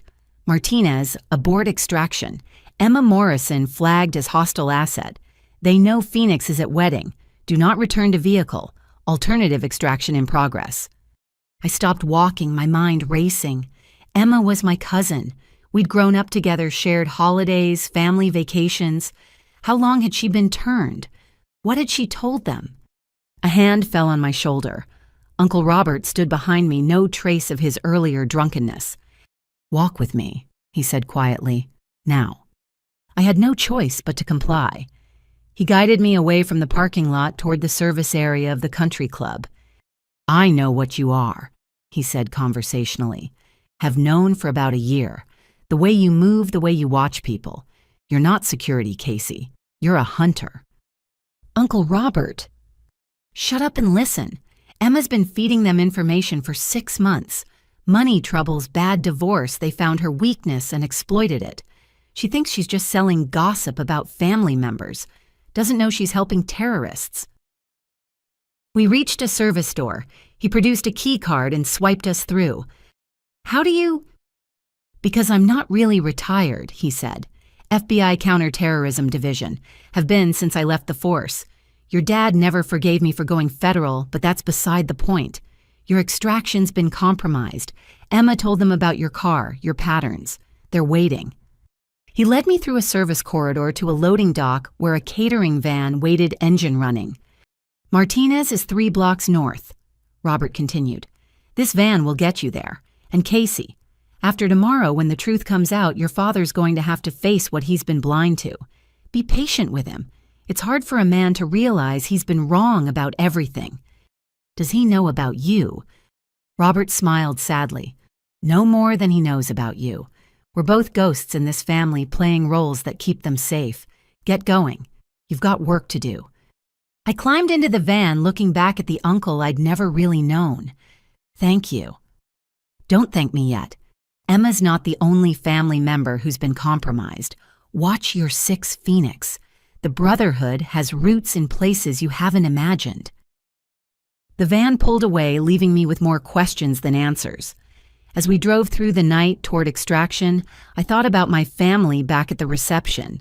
Dad telling stories about my failures. Marcus painting me as a joke. Jennifer dismissing me as simple. Emma betraying us all for money. In 12 hours, they'd all know the truth. But would it change anything?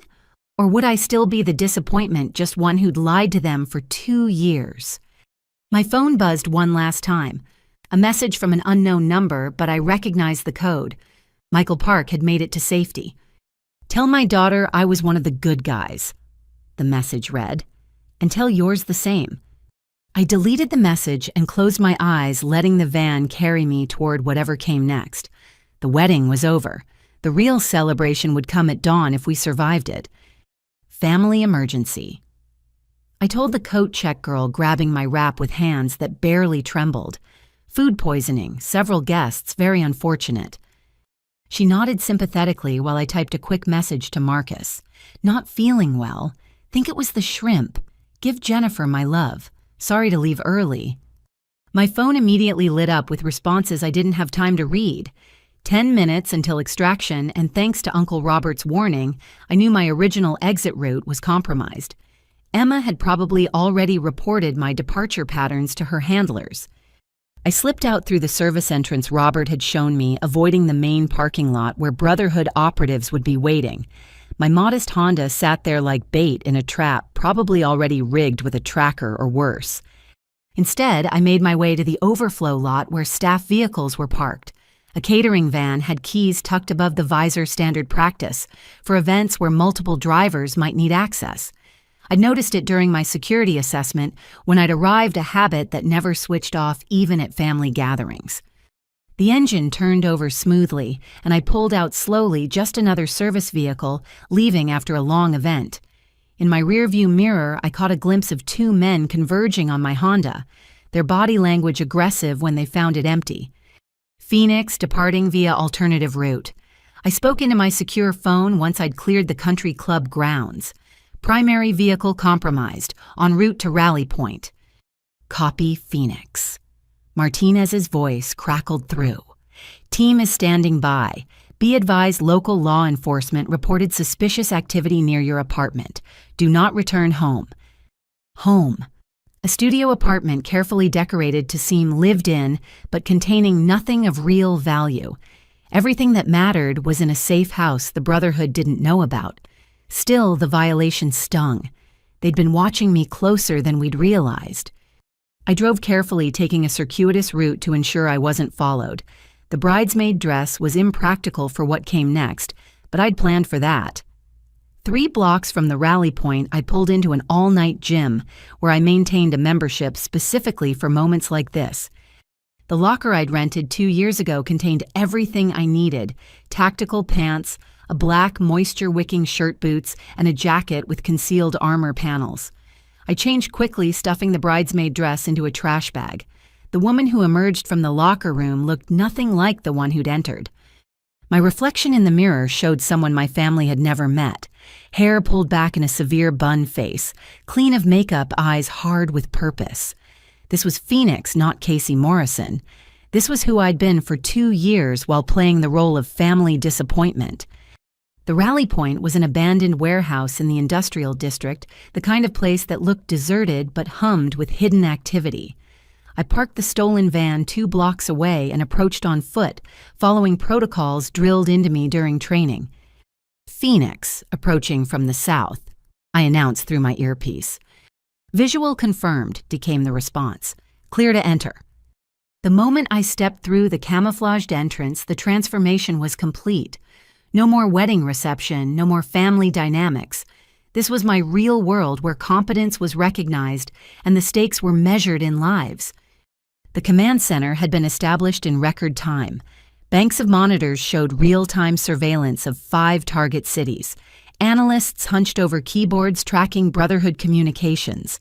Field teams checked weapons and reviewed tactical plans. Phoenix Martinez appeared already in full tactical gear. Thank God, Chen's intel is gold. We've identified their entire financial network. He handed me a tablet showing fund transfers, shell companies, and a web of connections that made my stomach drop. There was Marcus's firm unwittingly processing millions in terrorist funds. And at the center, like a spider in a web, sat Jonathan Hartwell. My brother's father-in-law, I said quietly. Your family hit the lottery of bad connections. Martinez agreed. But that's tomorrow's problem. Tonight we stop an attack. Briefing room, 5 minutes. I made my way through the controlled chaos, exchanging nods with team members I'd worked with for 2 years. Here I wasn't the failed daughter or the security guard. I was Agent Phoenix, tactical team leader, with a reputation for precision under pressure. The briefing room was packed with 50 agents representing multiple agencies. Director Thornton stood at the front, her expression grave as satellite images filled the screen behind her. Ladies and gentlemen, we are 7 hours from the largest coordinated domestic terror attack in our nation's history. Her voice carried absolute authority. 5 cities, 30 million Americans at risk.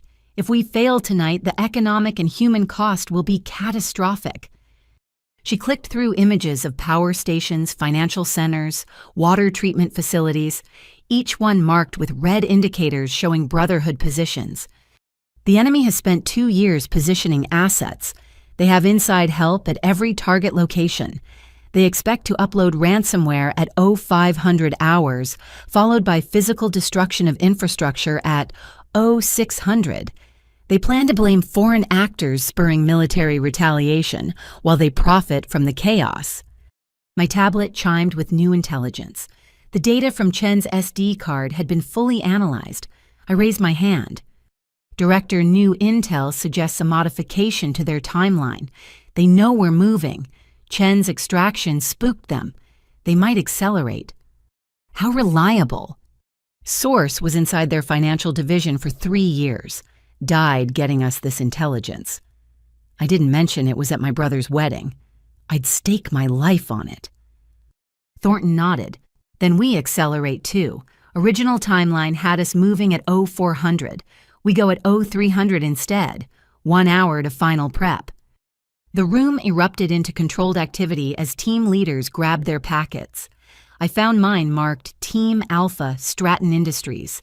My home turf for 2 years where I'd walked every hallway, memorized every security protocol, identified every weakness. Phoenix. Agent Sarah Liu from Cyber approached. You know Stratton better than anyone. Their plan involves overriding safety protocols on the power grid management systems. If they succeed, 3 states go dark. I finished. Hospitals, schools, everything in January. People will freeze to death. Can you get us to the server room without triggering their early warning systems? I thought about the building I'd patrolled for 2 years, the hidden routes I'd mapped, the security flaws I'd documented. I can get you anywhere in that building with my eyes closed. Good. You're leading the cyber team insertion while tactical takes the main floors. She paused. Phoenix, your supervisor, the real David Chen, already extracted, I said, thinking of Michael Park's sacrifice. He's safe. She nodded, relief flickering across her features. Small miracles. Gear up. We roll in 40 minutes. I made my way to the equipment room where tactical gear was being distributed like a well-oiled machine. Body armor, communications equipment, weapons, each piece familiar from countless training sessions, but carrying new weight, knowing this was real. Ma'am. A young agent approached nervously. I'm Thompson. This is my first major op. Any advice? I looked at him, barely older than Marcus, eager to prove himself. Trust your training. Watch your 6. And remember, the people we're stopping tonight think they're patriots. They believe their cause is just. That makes them more dangerous than common criminals. Yes, ma'am, thank you. As he hurried off, I thought about Tommy Brightwater, who'd bounced me on his knee as a child, about Emma, who'd shared my dorm room freshman year, about the caterer who'd tried to assassinate a federal agent at a wedding. The Brotherhood didn't recruit monsters. They recruited ordinary people and convinced them monstrous acts were patriotic. My secure phone buzzed with a message from an unknown number. I almost deleted it, then recognized the code Robert had taught me 20 years ago when he was still Uncle Bobby the cop, showing his niece basic safety signals. Package secured. Your mother knows something's wrong. Maintaining cover, but prepared. Watch for secondary devices at Stratton. R. I deleted the message, grateful for an uncle I'd never truly known, but who'd been watching over me all along. How many other secrets did my family hide? How many other ghosts walked among us at Sunday dinners and holiday gatherings? Phoenix, Martinez called out. Attorney General wants a word. I found the secure communication station where Attorney General Patricia Hughes waited on encrypted video. I'd briefed her twice before, but never on an operation of this magnitude.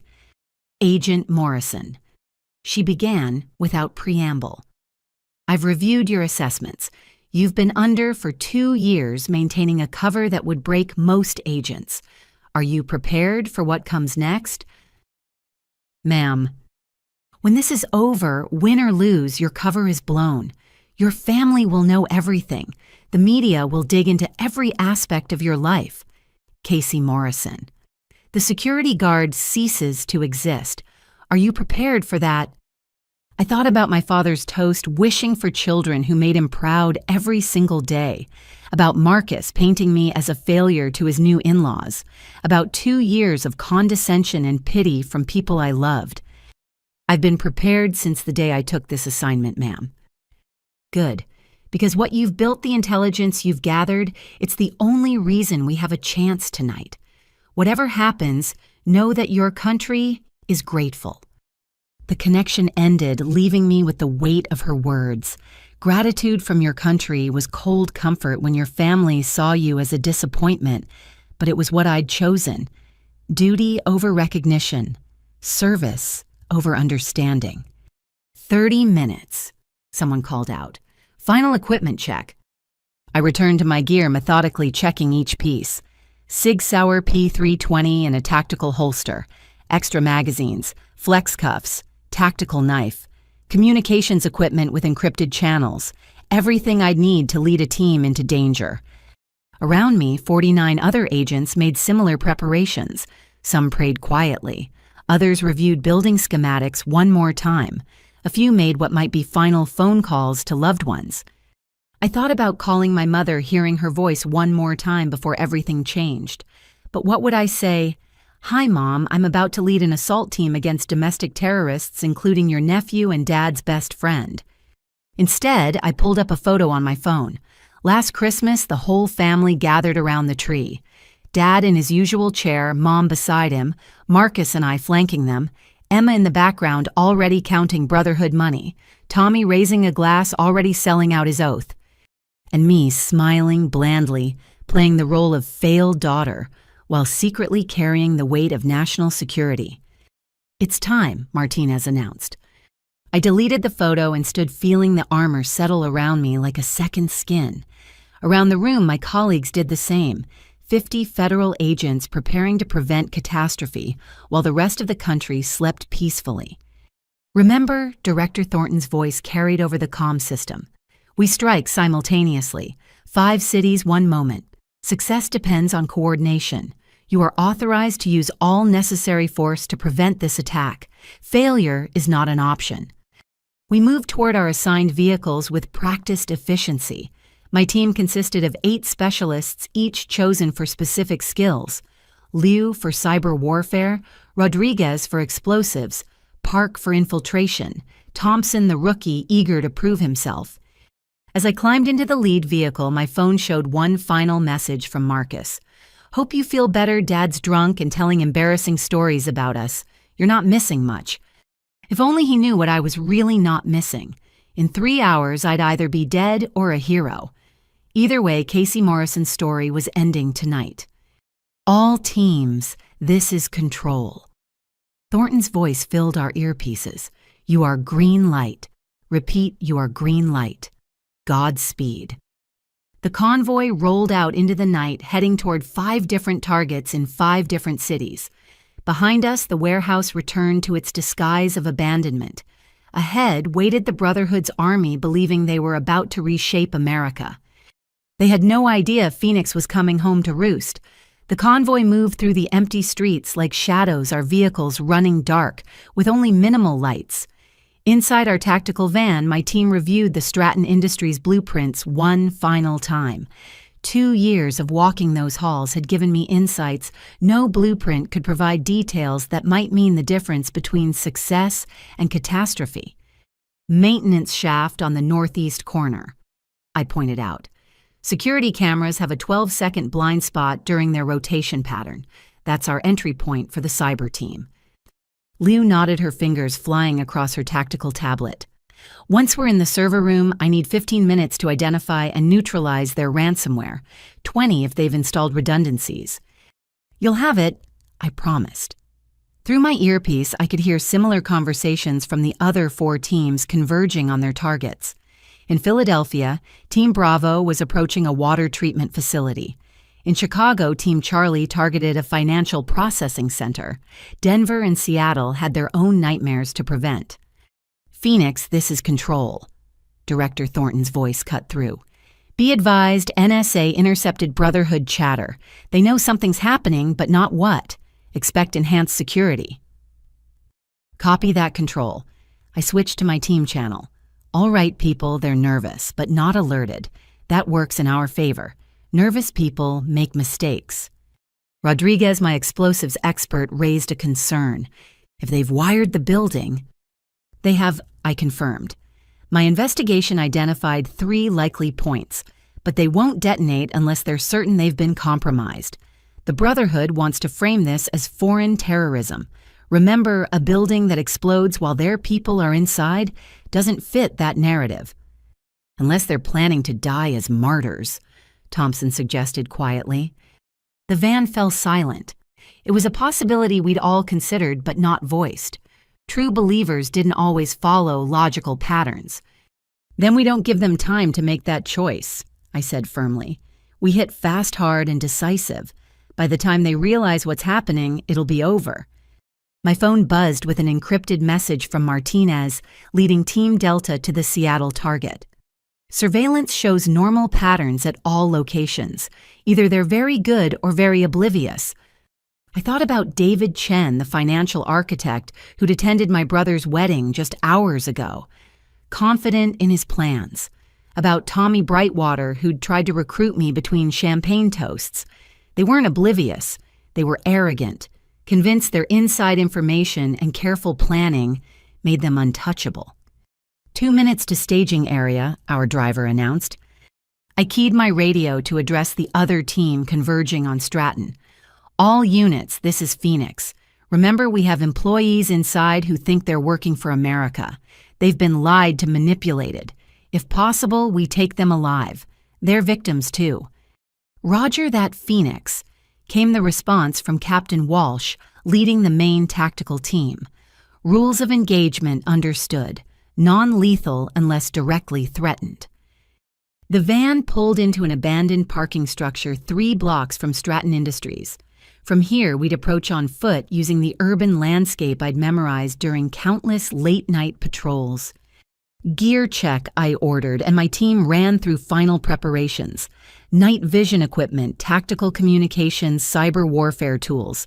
Everything needed to prevent 30 million Americans from waking up to darkness and chaos. Phoenix Liu pulled me aside. There's something else. The financial data from Chen's package. Your brother's firm processed a major transfer yesterday. $50 million. The timestamp shows it happened during his wedding. During the reception. While Marcus was dancing with his new wife, his company was unknowingly funding mass murder. The irony was bitter. Document everything I told her. Marcus and his firm are victims here, but they'll need proof of that when the investigations start. She nodded, understanding the personal stake. We'll make sure the evidence is clear. Your brother was used, not complicit. I appreciated the gesture, even as I wondered how Marcus would handle learning his success had been built on blood money. Would he blame himself? Would he blame me for not warning him? 2 years of lies had consequences that would ripple far beyond tonight. Movement. Rodriguez's voice crackled through our earpieces. He'd taken an overwatch position with a scope. 3 vehicles just arrived at Stratton. They're not scheduled maintenance. I checked my watch, 0247 hours, 13 minutes ahead of our planned breach.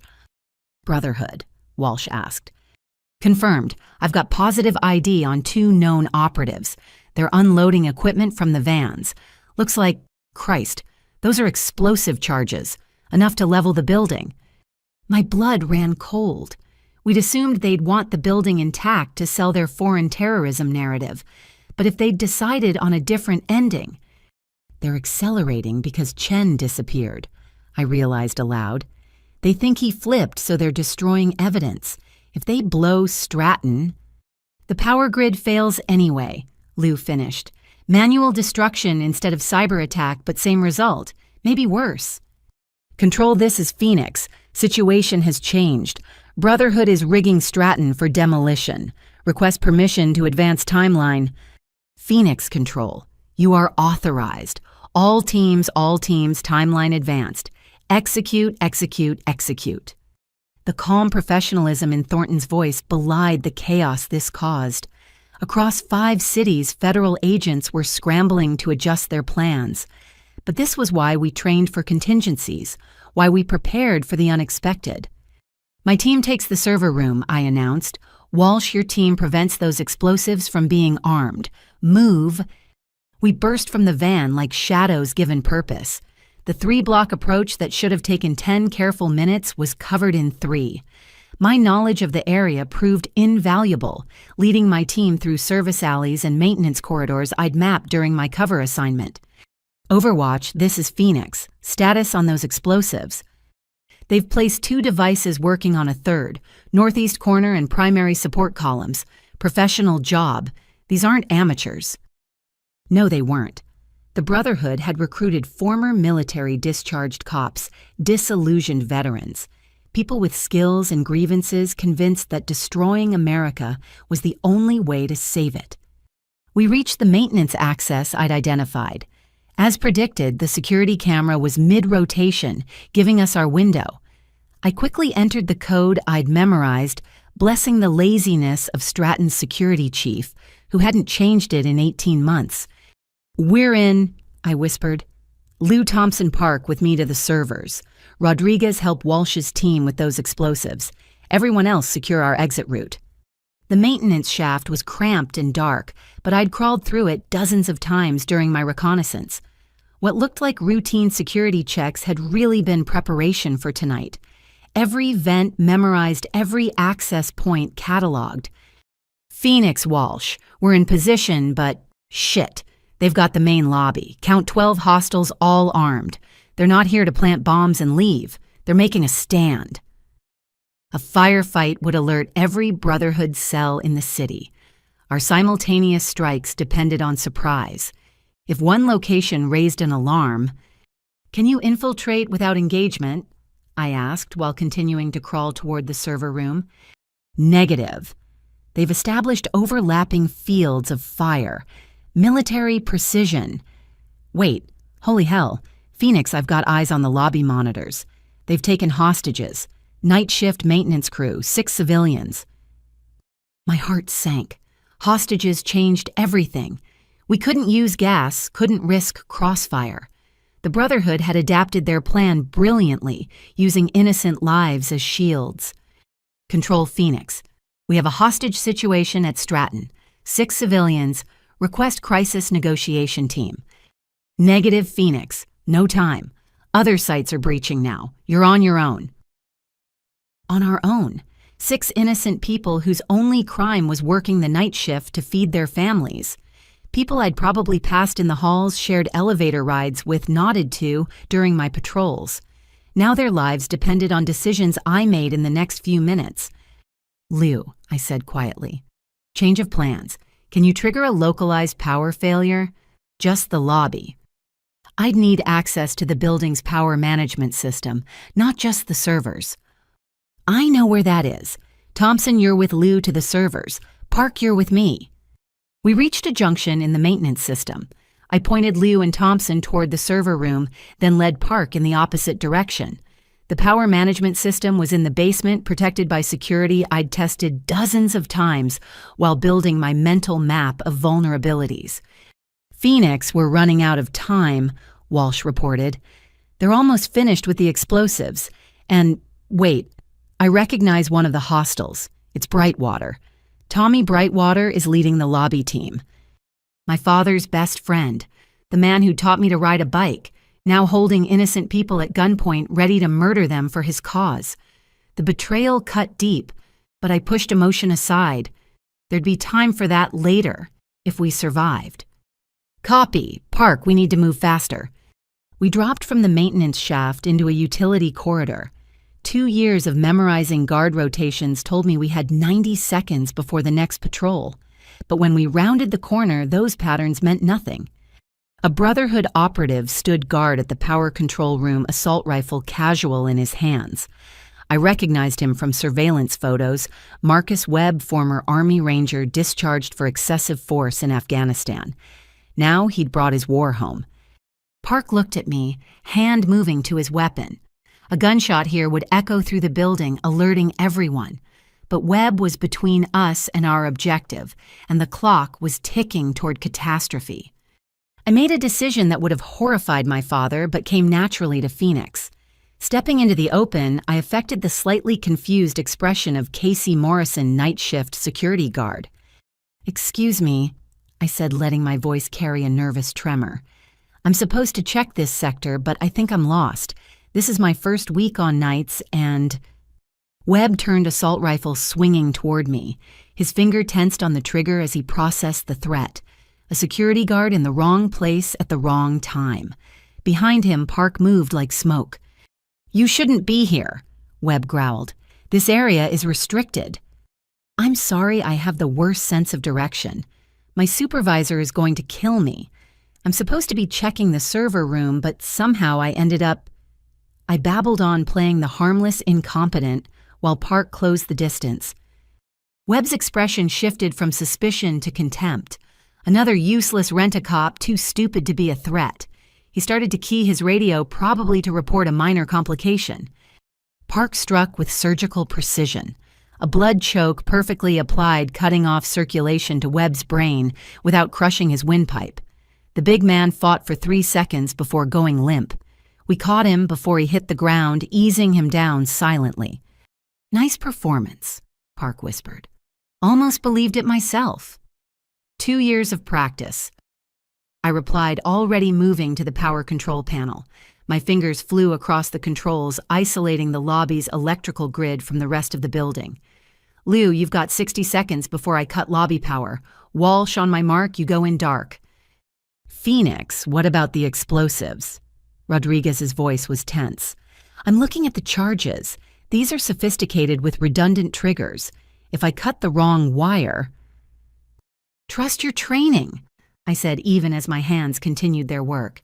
"You're the best EOD specialist I know." "No pressure," he muttered. I found the circuit I needed and took a breath. 6 hostages, 12 Brotherhood operatives, explosives that could kill thousands, and somewhere in that lobby my father's best friend had chosen terrorism over every oath he'd ever taken. "All teams, this is Phoenix. Breach in 5, 4, 3, 2, mark." I killed the power. The building plunged into darkness just as our night vision-equipped teams struck. Through my earpiece, I heard the coordinated assault flash bang grenades, shouted commands, the controlled chaos of tactical entry. "Server room secured," Lou reported. "Beginning countermeasures. Their ransomware is sophisticated, but got it. Neutralizing now." 2 explosives diffused, Rodriguez announced. "Working on the 3rd. This one's trickier, different design." "Lobby hostile down. Hostile down. I need medics for the hostages." Walsh's team was in the thick of it. I raced back through the corridors, Park covering our 6. We needed to reach the lobby to help secure the scene. But as we rounded the final corner, the emergency lighting kicked in, bathing everything in red. There, standing in the corridor like a ghost from my past, was Tommy Brightwater. His tactical gear was splattered with blood, his face twisted with rage and betrayal. "Casey—" He stared at me in shock, processing my tactical gear. The weapon in my hands, the federal agent where his friend's disappointment daughter should be. "What? No, you're just a security guard." Richard said, "Drop the weapon, Tommy." I commanded my Sig Sauer, trained on center mass. "You're Phoenix," he breathed. "The inside source. We've been hunting you for months, and you were—" Christ. Richard's failure daughter, playing us all. "Last warning, drop the weapon." His face cycled through emotions, shock, rage, and finally a bitter acceptance. He never knew. Did he? Richard spent 2 years mocking his own daughter while she was— This is perfect. The great Chief Morrison blind to what was right in front of him. "The weapon, Tommy, now." "You know what the best part is?" He smiled coldly. "When this comes out, when he learns his little girl has been lying to him, it'll destroy him. His pride, his reputation, everything. You've humiliated him worse than the Brotherhood ever could." His hand twitched toward his rifle. "Don't," I shouted. "I won't go to prison," he said simply. "And Richard needs to know his daughter killed his best friend. That's my gift to him." He raised his weapon. I fired twice, center mass. The pattern my father had taught me at 8 years old, refined by federal training into instinct. Tommy Brightwater crumpled to the floor, his blood spreading across linoleum I'd walked 1,000 times. His eyes found mine one last time. "Tell Richard." He coughed blood, frothing his lips. "Tell him we're not the enemy. We were trying to save America from people like you." "No," I said, quietly kneeling beside the man who'd been family. "You were trying to murder 30 million Americans. That's not salvation, that's genocide." He died with my father's name on his lips. "Phoenix lobby secure." Walsh's voice cut through. "All hostiles down or in custody. Hostages are traumatized but unharmed." "Final explosive diffused," Rodriguez added. "Building is safe." I stood slowly looking down at Tommy Brightwater's body. Somewhere in this city, my father was probably sleeping off too much wedding scotch, unaware that his best friend had died a terrorist and his daughter had pulled the trigger. Control this is Phoenix. Stratton Industries secured. Brotherhood cell neutralized. 6 civilian hostages rescued. Confirming server room Sawin. Ransomware neutralized, Lou reported.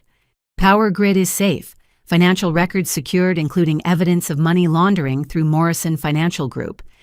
Morrison Financial Group, Marcus's company. My brother's pride and joy now forever tainted by terrorism connections he never knew about. Phoenix, this is control. Director Thornton's voice carried satisfaction and exhaustion. All 5 sites report success. The attack has been prevented. Casualties minimal. Outstanding work, all teams. Around me, federal agents were processing suspects, collecting evidence, beginning the massive task of documenting the scene. In a few hours, news vans would crowd the parking lot. Reporters would demand answers. The Brotherhood's plan had failed, but the aftermath was just beginning. Phoenix Park appeared at my elbow. "You okay?" I looked at him, then back at Tommy's body. I knew him my whole life. He taught me to fish. Came to every birthday until I joined the agency. How do you reconcile that with this? "You don't," Park said simply. "You just accept that people are complicated and sometimes they choose wrong. Come on, dawn's coming." He was right. Through the lobby's shattered windows, I could see the first hints of light on the horizon. Dawn. When the Brotherhood had planned for America to wake up to darkness, we'd given them light instead. My phone buzzed. A text from Marcus. "Hey sis, hope you're feeling better. Crazy night at the wedding after you left. Some drama with catering staff and Uncle Rob got super drunk. Dad and Uncle Tommy disappeared for hours. Anyway, Jennifer and I are heading to the airport for our honeymoon. Love you." If only he knew what drama had really unfolded. If only he knew where Dad's best friend had disappeared to. But he'd learn soon enough. They all would. "Agent Morrison." A crime scene tech approached. "We need your statement about the shooting." "Of course," I said, taking one last look at the man who'd chosen hatred over family. "Let's do this by the book. Tommy would have wanted that, the old Tommy anyway." As I followed the tech away from the body, Lou intercepted me. "Phoenix, there's something else. The financial records show Jennifer's father, Hartwell, was the money man. He funded this entire operation. My brother was on his way to a honeymoon with a woman whose father had tried to destroy America. The complications were multiplying by the minute. Document everything," I ordered. "Every connection, every transaction. When this goes public, it's going to be a nightmare," Lou finished. "For a lot of families, including yours." Yes, it was. But as I looked around at the prevented catastrophe at the hostages being treated by medics at the city that would wake up to functioning power and water and financial systems, I knew it was worth it. My family's comfort wasn't worth 30 million lives. Ma'am Thompson approached his rookie nervousness replaced by combat-tested confidence. "What happens now?" I checked my watch. 0612 hours. In 12 hours, I'd gone from bridesmaid to terrorist hunter to killer. In the next 12, I'd have to face the consequences of 2 years of lies. "Now we process the scene file, our reports, and prepare for the media storm," I told him. "And Thompson, good work tonight. You did the Academy proud." He beamed, reminding me why we did this job. Not for recognition from family or understanding from loved ones, but to ensure young agents like Thompson had a country worth protecting. "Phoenix," Walsh called out. "You need to see this." He led me to a captured Brotherhood operative being treated for minor wounds. I recognized him as one of Chen's financial advisors, a man who'd probably processed millions in terror funds. He wants to make a deal, Walsh explained. Says he has information about other cells, but he'll only talk to Phoenix. I approached the man who looked up with desperate eyes. You're Phoenix the ghost who haunted our operations. I am. They said you were a legend, a story to scare recruits. He laughed bitterly. Casey Morrison. We looked right at you for 2 years and never saw it. Your cover was perfect. The information I prompted, not interested in compliments from terrorists. There are 3 other cells, smaller, but positioned for revenge attacks if we failed here. He met my eyes. I'll tell you everything, but I want immunity. I was just moving money. I never hurt anyone. You funded mass murder, I corrected. That's not innocent, but talk to the Attorney General's office. They'll decide what deal you deserve. As Walsh led him away, I realized our night wasn't over. 3 more cells to root out more lives to save. The Brotherhood was like a hydra, and we'd only cut off one head. My secure phone rang. Director Thornton. Outstanding work, Phoenix. But I need you to prepare for Phase 2. In 3 hours, we go public with the operation. Your identity will be protected initially, but given the family connections, it won't stay secret long, I finished. I understand, Director. Do you? Your father is a respected former police chief. Your brother runs a financial firm now tied to terrorism. There will be investigations, media scrutiny, public judgment. Your family will be at the center of a firestorm. I thought about Dad at the wedding dismissing me to his friends. Marcus painting me as a failure. Jennifer's casual cruelty. They judged me for 2 years. Now the world would judge them. They'll survive, I said. Just like the 30 million people who'll have power this morning because we did our jobs. Spoken like a true agent. Get some rest if you can. The real storm starts at 9 a.m. She hung up, leaving me standing in the ruins of what had almost been a massacre. Around me, crime scene tape was going up. Evidence was being cataloged, the machinery of justice grinding into motion. Outside, full dawn had arrived. The city was waking up, people heading to work, children to school, all oblivious to how close they'd come to disaster. That ignorance was our gift. To them, the blessing of normal life that we'd killed to protect. Phoenix, Lou called out. I've isolated the financial records regarding your brother's firm. Want me to flag them for special handling? I considered it. I could protect Marcus, minimize his firm's exposure, use my position to shield my family from the worst of what was coming. It would be easy to justify. He was innocent after all, just a pawn in Hartwell's game. No, I decided. Process them like any other evidence. My family gets no special treatment. That's not who we are. Lou nodded approvingly. For what it's worth, I think you made the right choice, both tonight and 2 years ago. As she walked away, I allowed myself a moment of pure exhaustion. In 3 hours, the press conference would begin. My face would be hidden, my name redacted, but the truth would start its inevitable journey toward disclosure. Somewhere in the city, my mother was probably making breakfast. Dad was nursing a hangover. Marcus was boarding a plane with his new wife. None of them knew their world had already ended. The bomb that would destroy their comfortable assumptions wasn't made of C4 or wired to a timer. It was made of truth, and I'd lit the fuse myself. My phone buzzed one last time, a message from Uncle Robert. Saw the news alerts. Well done, Phoenix. When you're ready, I'll be here. Family is complicated, but it endures. Even this. I hoped he was right. But as I looked at Tommy Brightwater's blood on my hands, I wondered if some betrayals cut too deep to heal. In saving America, I destroyed my family's illusions. Time would tell if they'd forgive me for it. The congressional hearing room was packed to capacity when I entered at 14:37 hours, exactly 2 weeks after the prevented attacks. In that time, the media storm had only intensified. Every detail of my life, my family's lives, and the Brotherhood operation had been dissected by pundits, politicians, and an increasingly divided public. I took my seat at the witness table facing the House Intelligence Committee. Behind me, cameras from every major network focused their lenses ready to broadcast every word, every expression, every moment of what some called vindication and others called a show trial. Agent Morrison, Committee Chairman Representative Williams, began his tone neutral, but eyes sharp.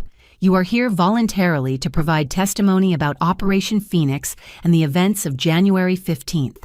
Do you swear to tell the truth, the whole truth, and nothing but the truth? I do. I affirmed, knowing that the whole truth was more complex than any oath could capture. Let's begin with your recruitment, Williams said. You claim you were approached by federal authorities immediately after graduating from the police academy. Yet records show you quit the force after 1 day. Can you explain this discrepancy? I leaned into the microphone, choosing my words carefully. The 1-day employment was a cover story necessary for operational security. I served 437 days as an active federal agent, including training and deployment. The fiction of my failure was required to establish credibility for my undercover role. A fiction that devastated your father. Representative Jackson interjected, her voice carrying judgment. Chief Morrison spent 2 years believing his daughter was a disappointment. Was that deception really necessary? Behind me, I knew my parents sat in the gallery.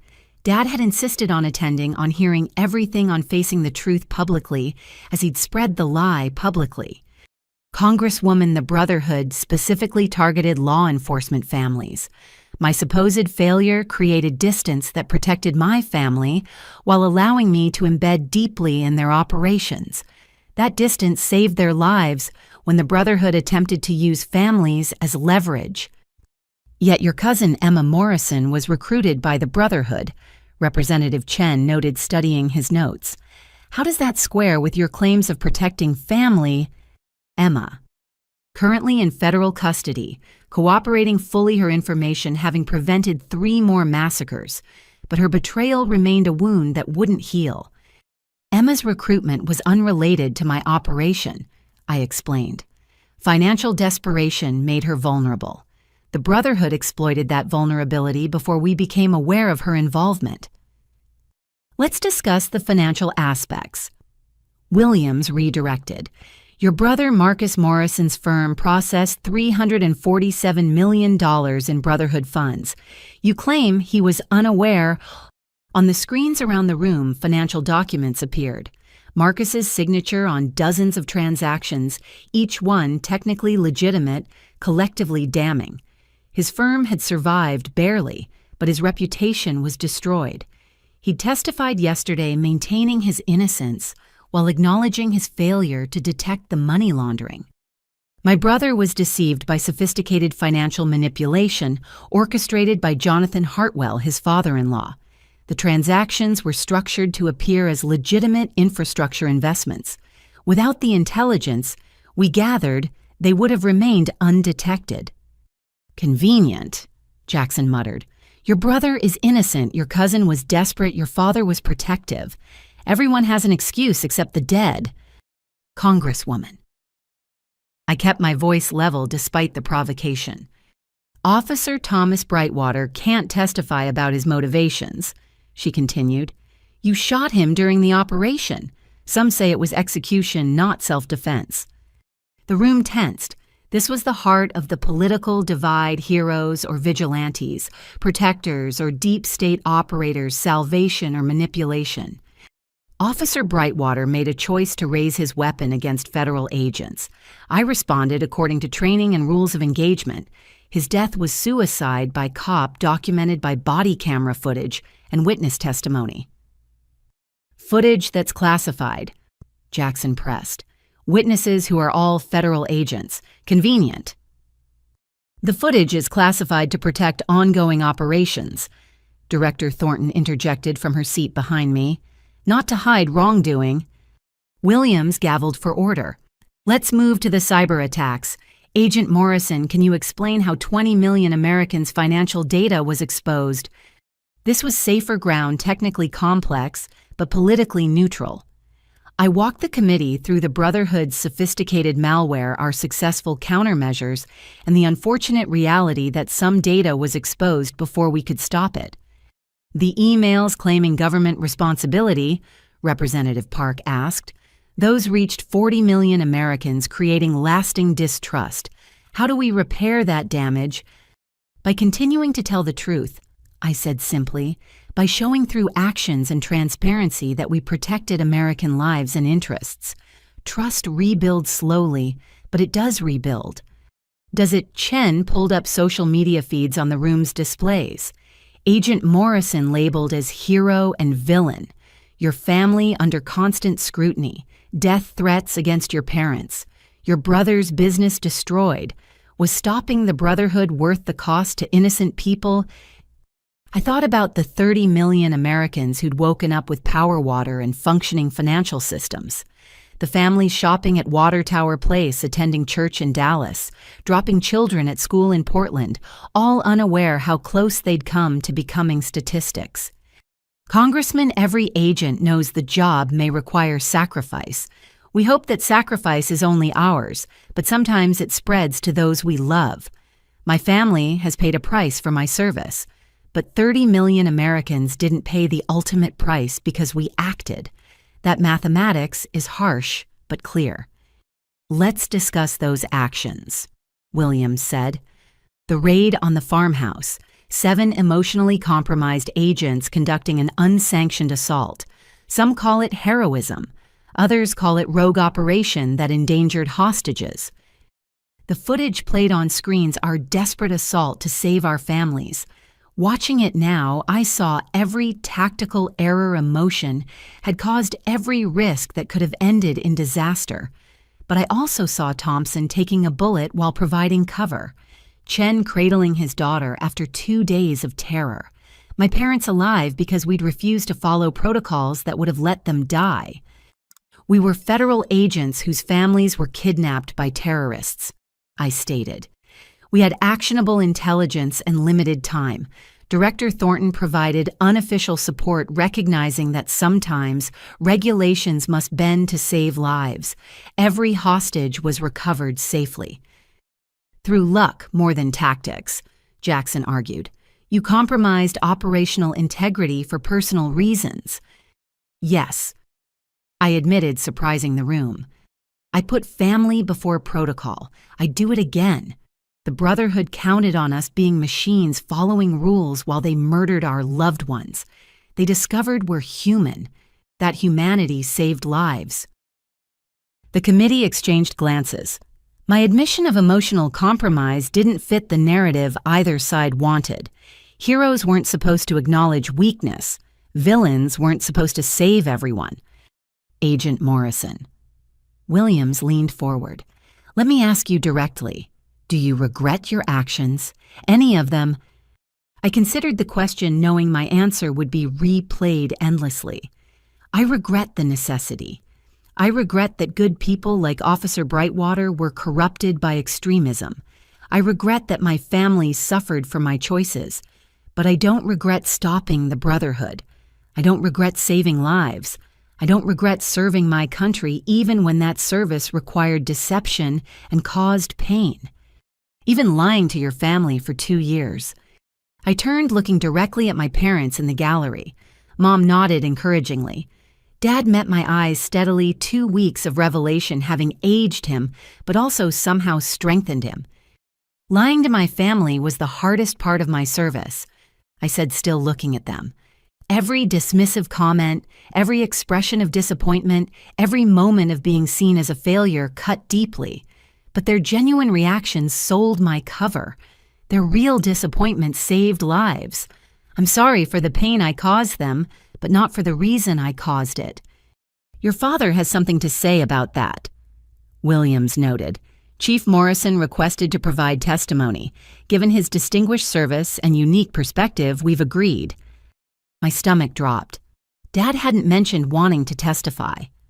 As he made his way to the witness table, I saw him clearly older, grayed by stress, but walking with purpose. Chief Morrison. Williams began after swearing him in. You've heard your daughter's testimony. What's your response?" Dad adjusted the microphone, his police training evident in his bearing despite retirement. "Mr. Chairman, I spent 30 years in law enforcement. I thought I understood sacrifice, duty, deception in service of justice. I was wrong." The room stilled, everyone leaning forward. "For 2 years, I told anyone who'd listen that my daughter was a disappointment, a failure, a quitter who couldn't handle real police work." His voice cracked slightly. "I said these things at family gatherings, public events, even at my son's wedding. I believed them completely." He paused, composing himself. "My daughter let me believe them. She endured my dismissal, my condescension, my public humiliation because her cover required it. She sacrificed not just her safety, but her relationship with her family to protect strangers. That's not failure, that's heroism I couldn't have managed." "Chief Morrison," Jackson interjected, "your former partner died in this operation. Officer Brightwater was your friend for decades. How do you reconcile that?" Dad's jaw tightened. "Tommy Brightwater betrayed his oath, his city, and yes, our friendship. He made choices that would have killed thousands. My daughter stopped him. If that puts us on opposite sides, then I'm proud to stand with her. Even though she lied to you." "Congressman, I've had 2 weeks to think about lies and truth. My daughter's lies saved lives. Tommy's truths would have ended them. I'll take noble deception over honest terrorism every time." "Dad," I whispered, but he wasn't done. "You want to know the real tragedy here." He addressed the committee but spoke to the cameras. "It's not that federal agents had to lie to do their jobs. It's that we've created a society where protecting America makes you suspicious, where stopping mass murder gets you hauled before committees to justify saving lives. My daughter and her colleagues prevented catastrophe, and instead of universal gratitude, they face political theater." Williams gavelled as the gallery erupted in mixed applause and protests. "Chief Morrison, please constrain yourself to answering questions." "I'll answer your questions," Dad said firmly, "but I won't sit quietly while patriots are painted as villains. My daughter gave up everything, family reputation, normal life, to protect people who now question her motives. That's the real crime here." He was escorted back to the gallery, but his words echoed. The committee struggled to regain control, eventually calling a recess. As I stood to stretch, my phone buzzed with a message from Marcus. "Watching on C-SPAN, Dad's right. I'm sorry for what I said. You saved us all." Small reconciliation, but reconciliation nonetheless. The committee reconvened, spending 3 more hours dissecting every decision, every action, every consequence. Through it all, the fundamental divide remained those who saw necessary deception and those who saw dangerous precedent. As the hearing finally concluded, Representative Williams offered closing remarks. "Agent Morrison, your service prevented massive loss of life. That's undeniable. But the methods required, the lies, the infiltration, the personal costs, raise questions about what we're willing to sacrifice for security. This committee will continue investigating to ensure proper oversight of federal operations." I stood to leave knowing the investigation would continue indefinitely. Politics demanded heroes and villains, not the complex reality of people making impossible choices. But as I passed the gallery, citizens I'd never met nodded respectfully. Some whispered, "Thank you." Others looked away unsure whether I represented salvation or threat. Outside the hearing room, media swarmed. Director Thornton and security created a pathway, but one reporter's question penetrated the chaos. "Agent Morrison, would you do it all again?" I paused, considering. 2 years of lies, family relationships shattered and slowly rebuilding, friends dead or imprisoned, public service rewarded with suspicion, but also 30 million Americans alive, infrastructure intact, children attending school safely, families shopping without fear. "Yes," I said simply, "every time." The answer would be debated, endlessly parsed for meaning used by both supporters and critics. But it was truth as close as I could come to it. In a world of dangerous lies and noble deceptions, sometimes that had to be enough. The text from Marcus came at 06:13 hours 3 weeks after the congressional hearing. Jennifer left. Lawyers say the marriage can be annulled given the circumstances. I don't blame you anymore, but I need you to know the cost. I stared at the message in my temporary apartment, the safe house I'd called home, since death threats made my actual residence uninhabitable. Through the window, D.C. sprawled in dawn light, a city I'd saved, but could no longer walk through freely. The cost. Marcus had no idea how thoroughly I'd cataloged it. Emma serving 5 to 10 in federal prison, Sophie in witness protection with their mother. Dad retired early after the department suggested his compromised judgment made continued service inadvisable. Mom anxiety medication to handle the photographers who still stalked their home. Me under investigation by 3 separate committees unable to work active cases, a hero to some and traitor to others. But that was just our family. Multiply it by every agent who'd participated, every family touched by the Brotherhood's web, every citizen whose financial data was exposed. The mathematics of salvation were written in ruined lives. My secure phone buzzed.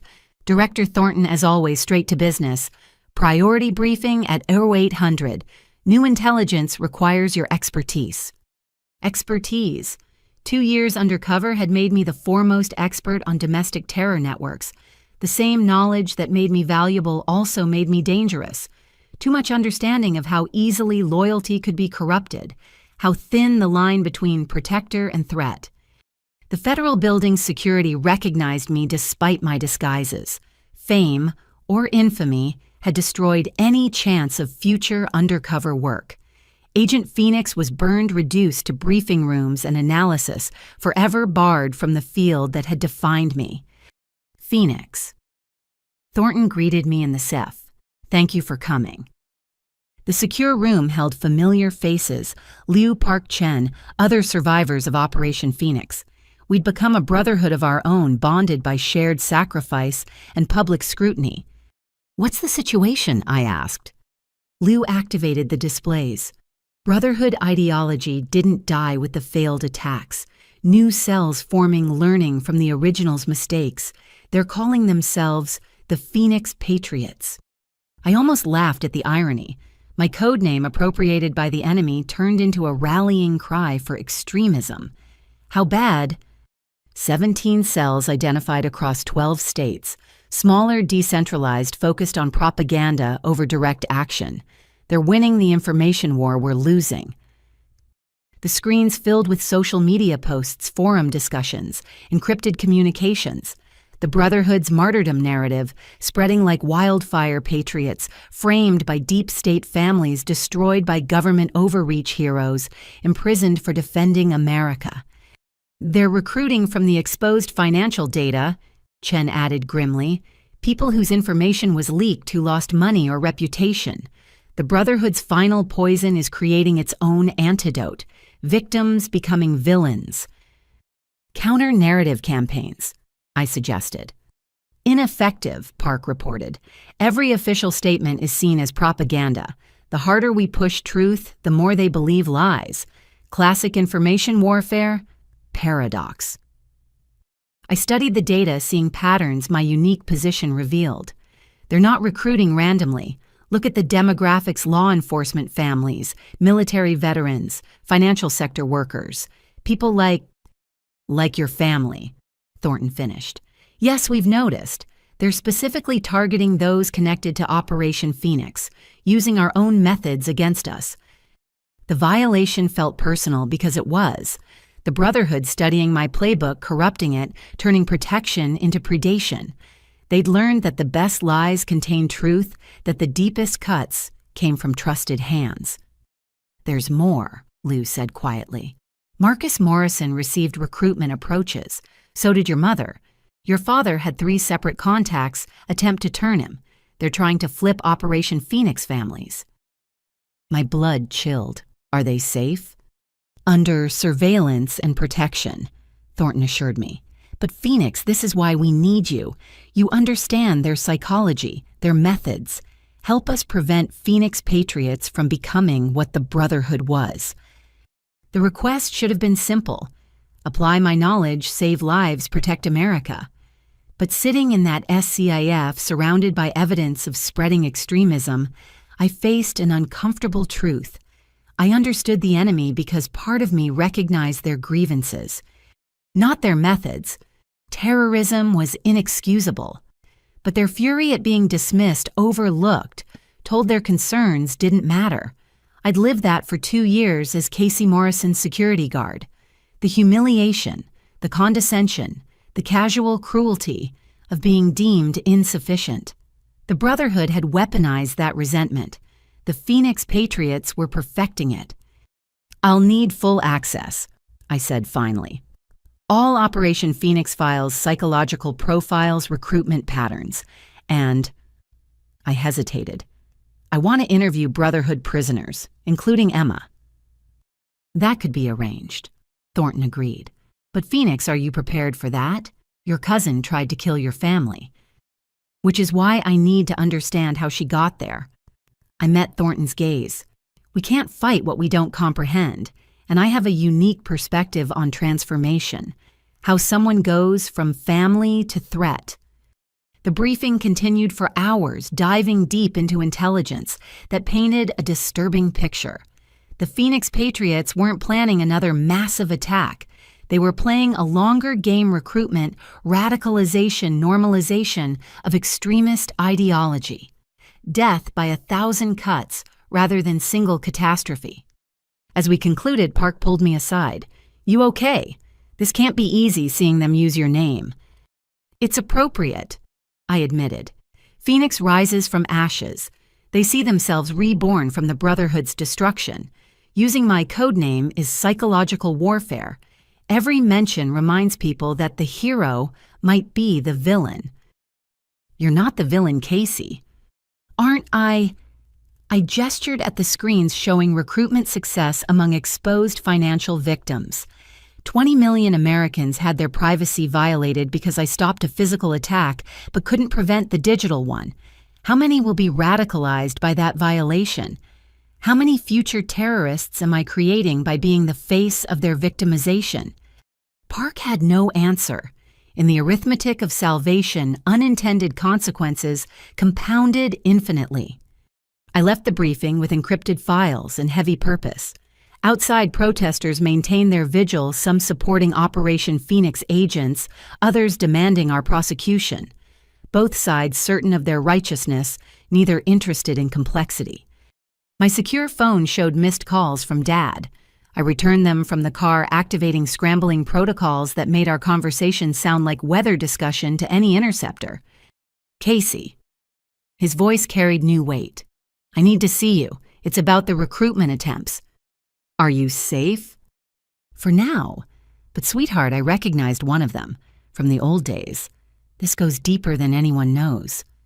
We arranged to meet at a secure location, one of many scattered around D.C., for agents whose public visibility made normal life impossible.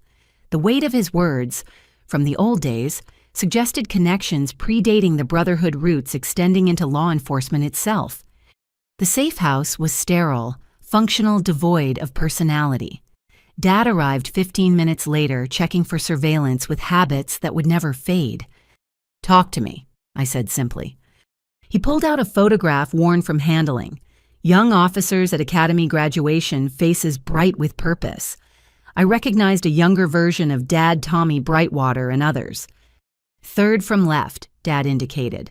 "Michael Grayson, my academy roommate. Good cop for 20 years, then got bitter. Budget cuts, politics, watching criminals walk on technicalities. He retired 5 years ago, angry at the system. And he approached me yesterday. Coffee shop, casual meeting, catching up on old times. Then the question started. How did I feel about you lying about the government using family as cover? About Tommy dying for believing in something? The recruitment pattern was elegant. Find the wounded, validate their pain, redirect it toward extremism.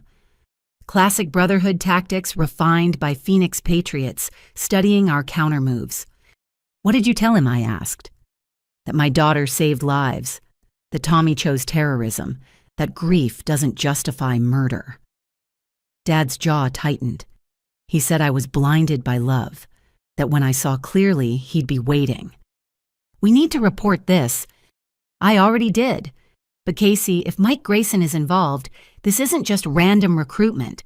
They're targeting specific officers, ones with grievances, connections, credibility, building a network inside law enforcement itself. The implications staggered. Phoenix Patriots weren't just learning from Brotherhood mistakes, they were evolving beyond them. Instead of infiltrating institutions, they were converting those already inside. The enemy wasn't at the gates, but in the halls. There's something else, Dad continued. Mike mentioned others from our generation. Officers who feel betrayed by how things changed, who see your operation as proof the system they served became the enemy. They call themselves the thin blue line, but their interpretation... He shook his head. They think they're saving law enforcement from itself. I processed this, adding it to the intelligence gathered that morning. Multiple recruitment vectors, ideological flexibility, insider conversion. The Phoenix Patriots were becoming everything we'd feared, smarter, subtler, more dangerous, because they believed their own lies. I need names, I said. Everyone Mike mentioned or implied. I made a list. Dad handed over a paper with 12 names. Casey, these are good cops. We're good cops. What happened to them? The same thing that happened to Tommy, that almost happened to Emma. Desperation met opportunity. Resentment met validation. Good people making evil choices because someone convinced them it was righteous.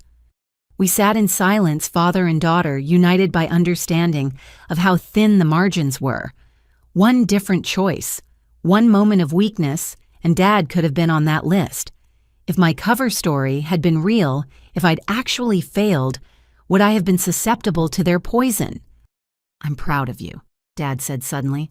I know I've said it before, but seeing what you've accomplished, understanding the weight you carried alone, I'm so damn proud it hurts. Dad, no, let me finish. At Marcus's wedding, I gave that toast about accepting disappointments. I need you to know, you were never a disappointment. Even when I thought you'd failed, I loved you. He struggled for words. I confused achievement with worth, confused my expectations with your value. That's on me, not you. We all made choices, I said softly. Yours came from love, even if expressed badly. Mine came from duty, even if it caused pain. Neither of us is perfect. No, he agreed, but you're closer than you know. We talked for another hour, sharing intelligence and memories, building bridges over the crater of 2 years' deception. When he left, I sat alone with the names he'd provided, seeing a network of corruption spreading through the very institutions meant to prevent it. The Phoenix Patriots had learned our lessons too well.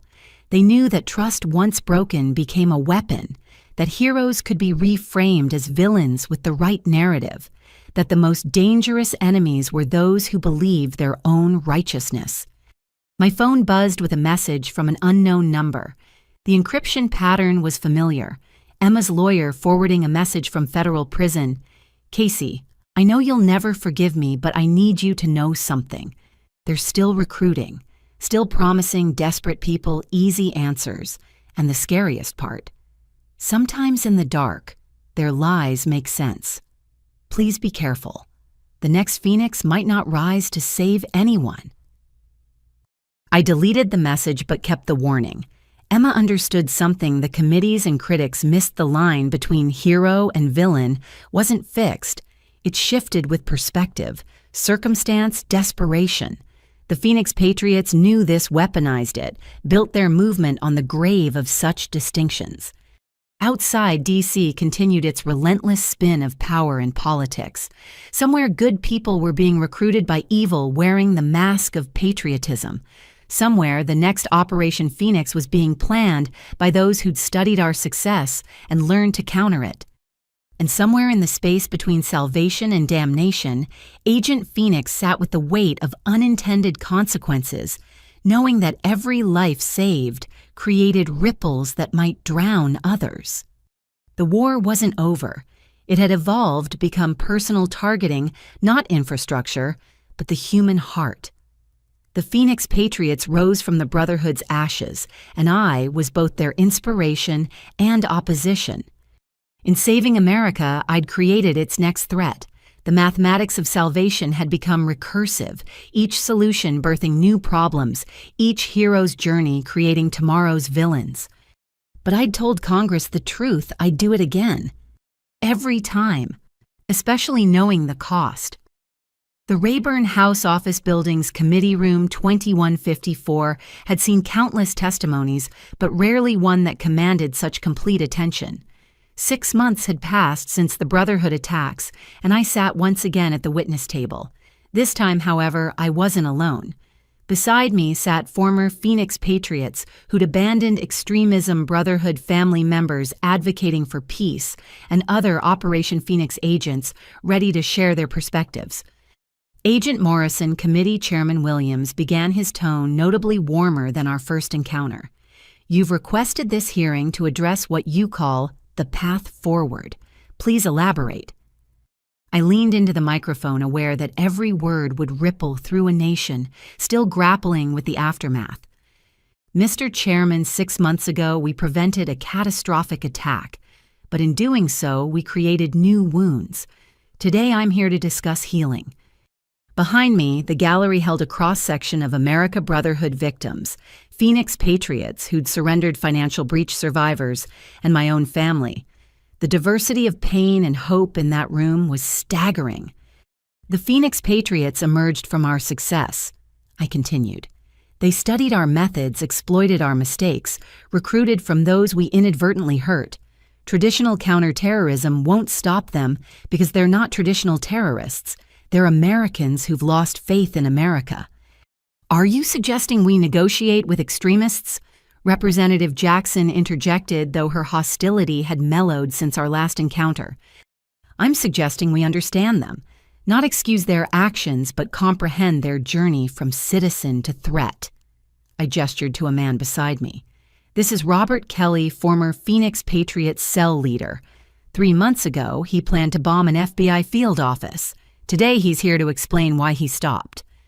Kelly, a soft-spoken accountant whose life unraveled when his financial data was exposed, took the microphone with trembling hands. "I lost everything in the breach. My business, my reputation, my family's savings. The Phoenix Patriots gave me someone to blame, a purpose for my anger. Agent Morrison," he glanced at me, "she didn't arrest me when she could have. She talked to me, showed me how my pain was being weaponized, made me realize I was becoming what I claimed to fight against." "How many like you are still out there?" Williams asked. "Thousands," Kelly admitted. "Good people driven to bad choices by desperation, manipulation, and a narrative that validates their grievances. You can't arrest them all, you have to reach them." The hearing proceeded with testimony from others I'd engaged over recent months.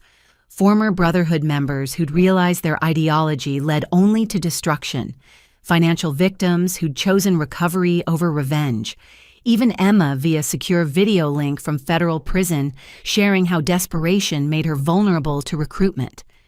"The pattern is consistent," I summarized after hours of testimony. "Isolation, validation, escalation, action. The Phoenix Patriots perfected this cycle, but we can break it. Not through surveillance and suppression, but through engagement and alternatives."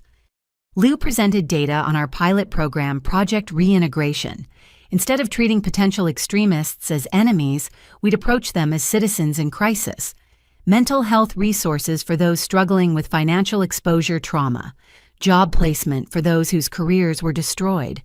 Most importantly, former extremists serving as counselors showing others the path back from radicalization. "Results speak for themselves," Lou reported. 73% reduction in Phoenix Patriot recruitment in pilot areas, 42 voluntary surrenders, 0 attacks in participating communities. "This sounds like you're rewarding terrorism," Jackson challenged. "We're preventing it," I corrected. "Every person we reach before they commit violence is a victory. Every family kept intact is a future secured. The Brotherhood taught us that ideology spreads through human connections. Project Reintegration uses those same connections for healing. The committee digested this as I introduced my next witness, Marcus Morrison, my brother whose journey from victim to advocate had been painful but powerful. 6 months ago, my life imploded. Marcus began, his voice steady, despite visible emotion. My firm's unwitting involvement in terror financing destroyed my reputation. My marriage ended. Everything I'd built crumbled. I had every reason to blame my sister, the government, the system. He paused, gathering himself. The Phoenix Patriots approached me, offered sympathy validation targets for my anger. For a moment, God help me, I listened. Then I remembered Casey risking everything to save strangers. I realized I had a choice: become another bitter victim or help prevent others' radicalization. Marcus now ran a foundation supporting businesses affected by the financial breach, providing resources and counseling to prevent economic desperation from becoming extremist recruitment opportunities. His testimony detailed success stories: companies saved families, stabilized potential radicals, redirected toward productive futures. Agent Morrison. Williams leaned forward. This is all admirable, but what about accountability? The Brotherhood committed horrific crimes. The Phoenix Patriots planned more. Can we really just forgive and forget? No one's suggesting that, I replied firmly. Justice matters. Tommy Brightwater died committing terrorism. That's accountability. Emma serves her sentence while helping us understand recruitment. That's justice with purpose. But for those still on the edge, still deciding whether to step into darkness, we need more than handcuffs. We need hope. Dad took the microphone next his testimony, perhaps the most powerful. The respected police chief who'd lost his best friend to extremism, his daughter to necessary deception, his career to public scandal. Yet here he stood advocating for understanding over vengeance. I spent 30 years believing in simple justice, he said. Good guys, bad guys, clear lines between them. The Brotherhood attacks shattered that simplicity.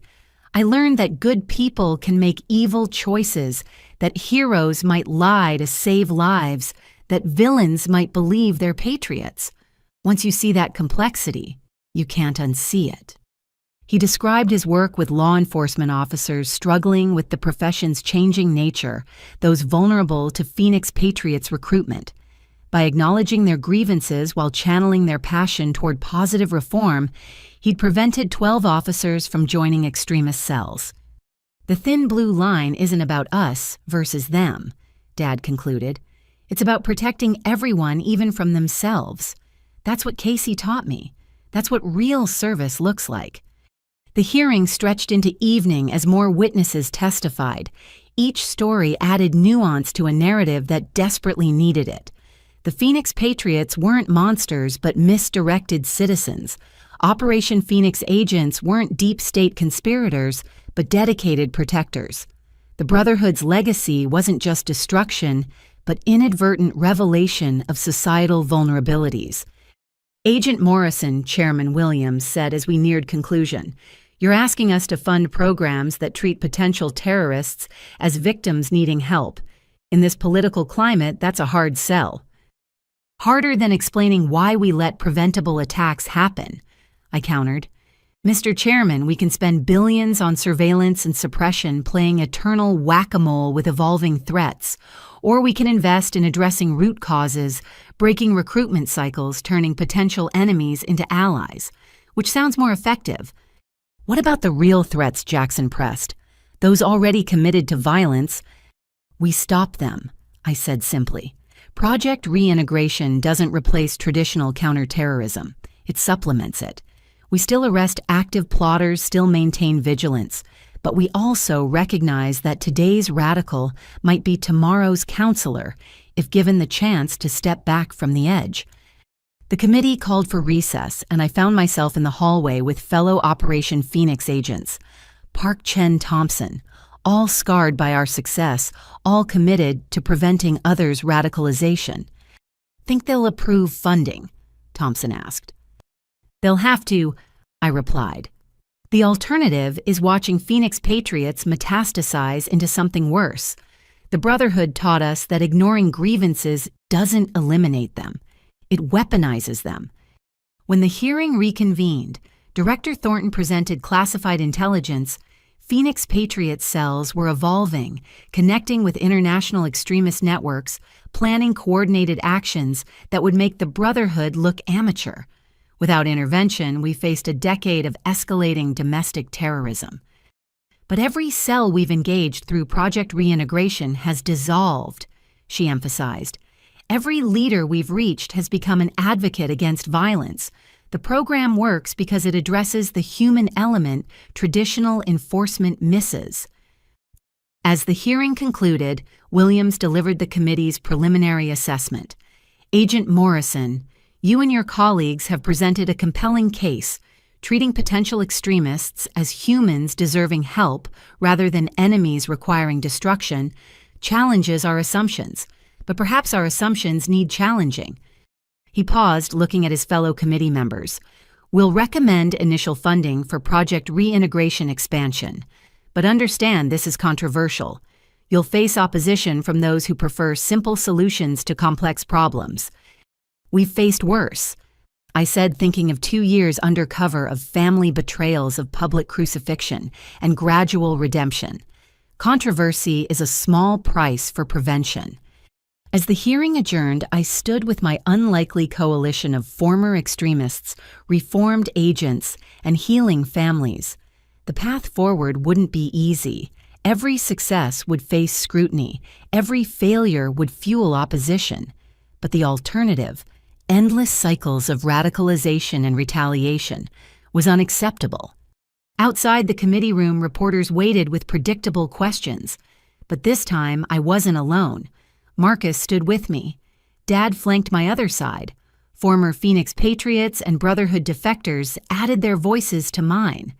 We told a different story than 6 months ago. Not just prevention of catastrophe, but possibility of redemption. Agent Morrison, a young reporter asked, do you really believe extremists can change? I thought of Emma in prison teaching authorities about recruitment while earning her degree. Of Robert Kelly, the accountant, who'd almost become a bomber, now counseling others away from that path. Of the 12 police officers Dad had saved from radicalization. Of my own transformation from Casey Morrison failed cop to Phoenix National Security Guardian. I believe people are more than their worst moments, I answered. I believe the same desperation that drives someone toward extremism can be redirected toward healing. And I believe that belief is our best weapon against future threats. The coverage that night was mixed but meaningful. Some outlets praised the innovative approach to counterterrorism. Others warned of coddling potential threats. But the conversation had shifted from simple heroics and villainy to complex realities of modern security. My secure phone showed messages from across the country. Project Reintegration pilots reporting successes. Former extremists requesting speaking opportunities, citizens asking how to help identify and redirect potential radicals in their communities. Lou called with updated data. Phoenix Patriots recruitment down 60% in areas with media coverage of today's hearing.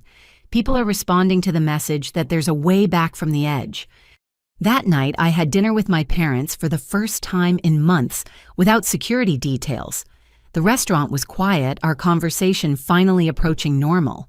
We were different people than 2 years ago, scarred wiser, but still family. I'm proud of you, Mom said, echoing Dad's earlier words, but adding her own spin. Not just for stopping the attacks or the medals or the programs. I'm proud that you found a way to make meaning from pain. The Brotherhood tried to destroy America through division, Dad added. You're healing it through connection. That's police work at its finest, serving and protecting even those who don't realize they need it yet. As we parted ways, I reflected on the strange journey from undercover agent to public advocate, from preventing one catastrophe to addressing its root causes. The Phoenix Patriots had chosen their name to mock my code sign, but inadvertently revealed a truth from the ashes of destruction. Something new could rise. Project Reintegration wasn't perfect. Not every extremist could be reached. Not every grievance could be addressed. Not every wound could heal. But it offered something the cycle of violence and retaliation never could hope. 6 months after preventing the Brotherhood attacks, I'd learned that saving lives was just the beginning. The harder work was saving souls, those driven to extremism by pain, fear, and skillful manipulation. Every success story, every voluntary surrender, every family kept whole was a victory against future violence. The war on terror had evolved into something more complex, a battle for hearts and minds fought not with weapons, but with compassion, understanding, and the radical belief that today's enemy could become tomorrow's ally. As I returned to my apartment, my Real One security finally deeming it safe, I found a package waiting. Inside a simple note, "Thank you for showing me the way back," a former Phoenix patriot. No name, no details, just acknowledgement that someone had stepped away from darkness because we'd offered light. In the arithmetic of salvation, that single prevented radicalization might ripple outward, saving lives we'd never know about. The Brotherhood had failed in their attacks, but succeeded in teaching us a crucial lesson. The most dangerous enemies were those we created through neglect, dismissal, and failure to address legitimate grievances. By acknowledging that lesson and acting on it, we could transform their legacy from destruction to prevention. Phoenix had risen from the ashes not as the agent who'd prevented catastrophe, but as the advocate working to ensure such prevention was never again necessary. The mathematics of salvation had become an equation of redemption.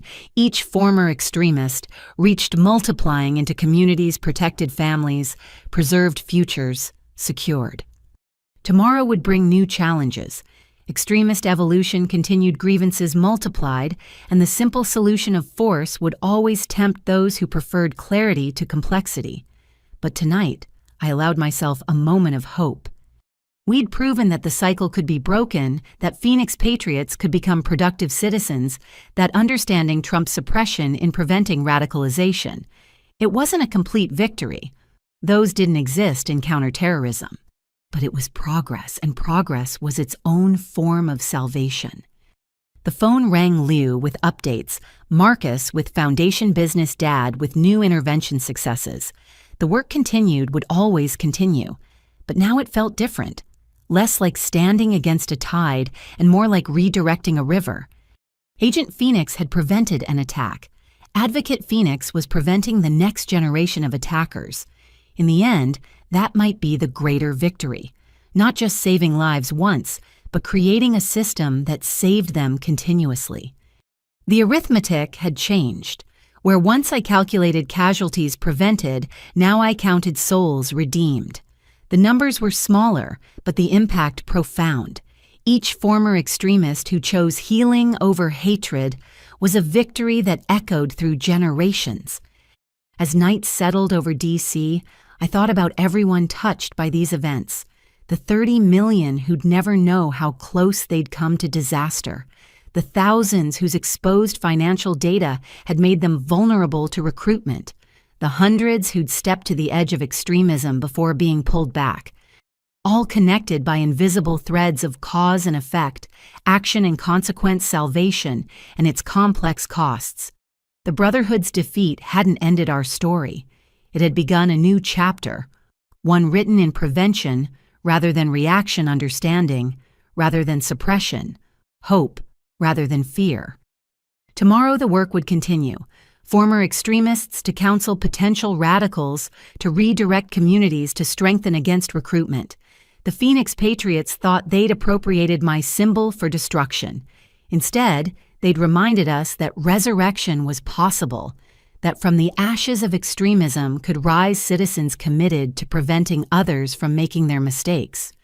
In saving America from the Brotherhood, we'd learned to save Americans from themselves.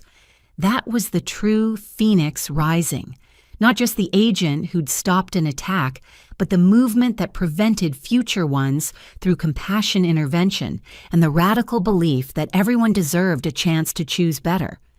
The mathematics of salvation had evolved from simple subtraction, lives saved minus costs incurred, to complex multiplication. Each intervention created ripples. Each success inspired others. Each former extremist who shared their story prevented unknown numbers from starting down that dark path. As I prepared for sleep, one last message arrived. From Director Thornton, congressional approval confirmed. Project Reintegration receives full funding. Your vision becomes national policy. Congratulations, Phoenix. You've saved more lives than you know. I smiled at the darkness. 2 years ago, I'd accepted an undercover assignment to prevent terrorism. Tonight, I led a movement to prevent terrorists from being created in the first place. The evolution from reaction to prevention, from enforcement to engagement, from Agent Phoenix to something more, that was the real victory. The Brotherhood had sought to destroy America through infrastructure attacks. They'd failed. The Phoenix Patriots had tried to destroy it through recruitment and radicalization. They were failing too, not through force, but through offering better alternatives to those they targeted. In the end, salvation came not from the dramatic raids or prevented attacks, but from the quiet work of reaching one soul at a time, showing them that their pain had purpose beyond destruction, that their grievances could fuel positive change rather than violence. Agent Phoenix had risen, evolved, and transformed. From the ashes of deception and violence had emerged truth and healing. The mathematics of salvation continued their complex calculations, but now the equation included redemption. And redemption multiplied across a nation of wounded souls might just save us all. The White House Rose Garden was bathed in perfect October sunlight as I stood with 47 other recipients of the Medal of Valor. 6 months had passed since Project Reintegration became national policy, a year since the Brotherhood attacks that changed everything. The journey from undercover agent to public advocate had led here to the nation's highest recognition for civilian law enforcement. But I barely noticed the cameras, the dignitaries, or even the president approaching with the medal. My attention was fixed on the audience section where my family sat in the front row.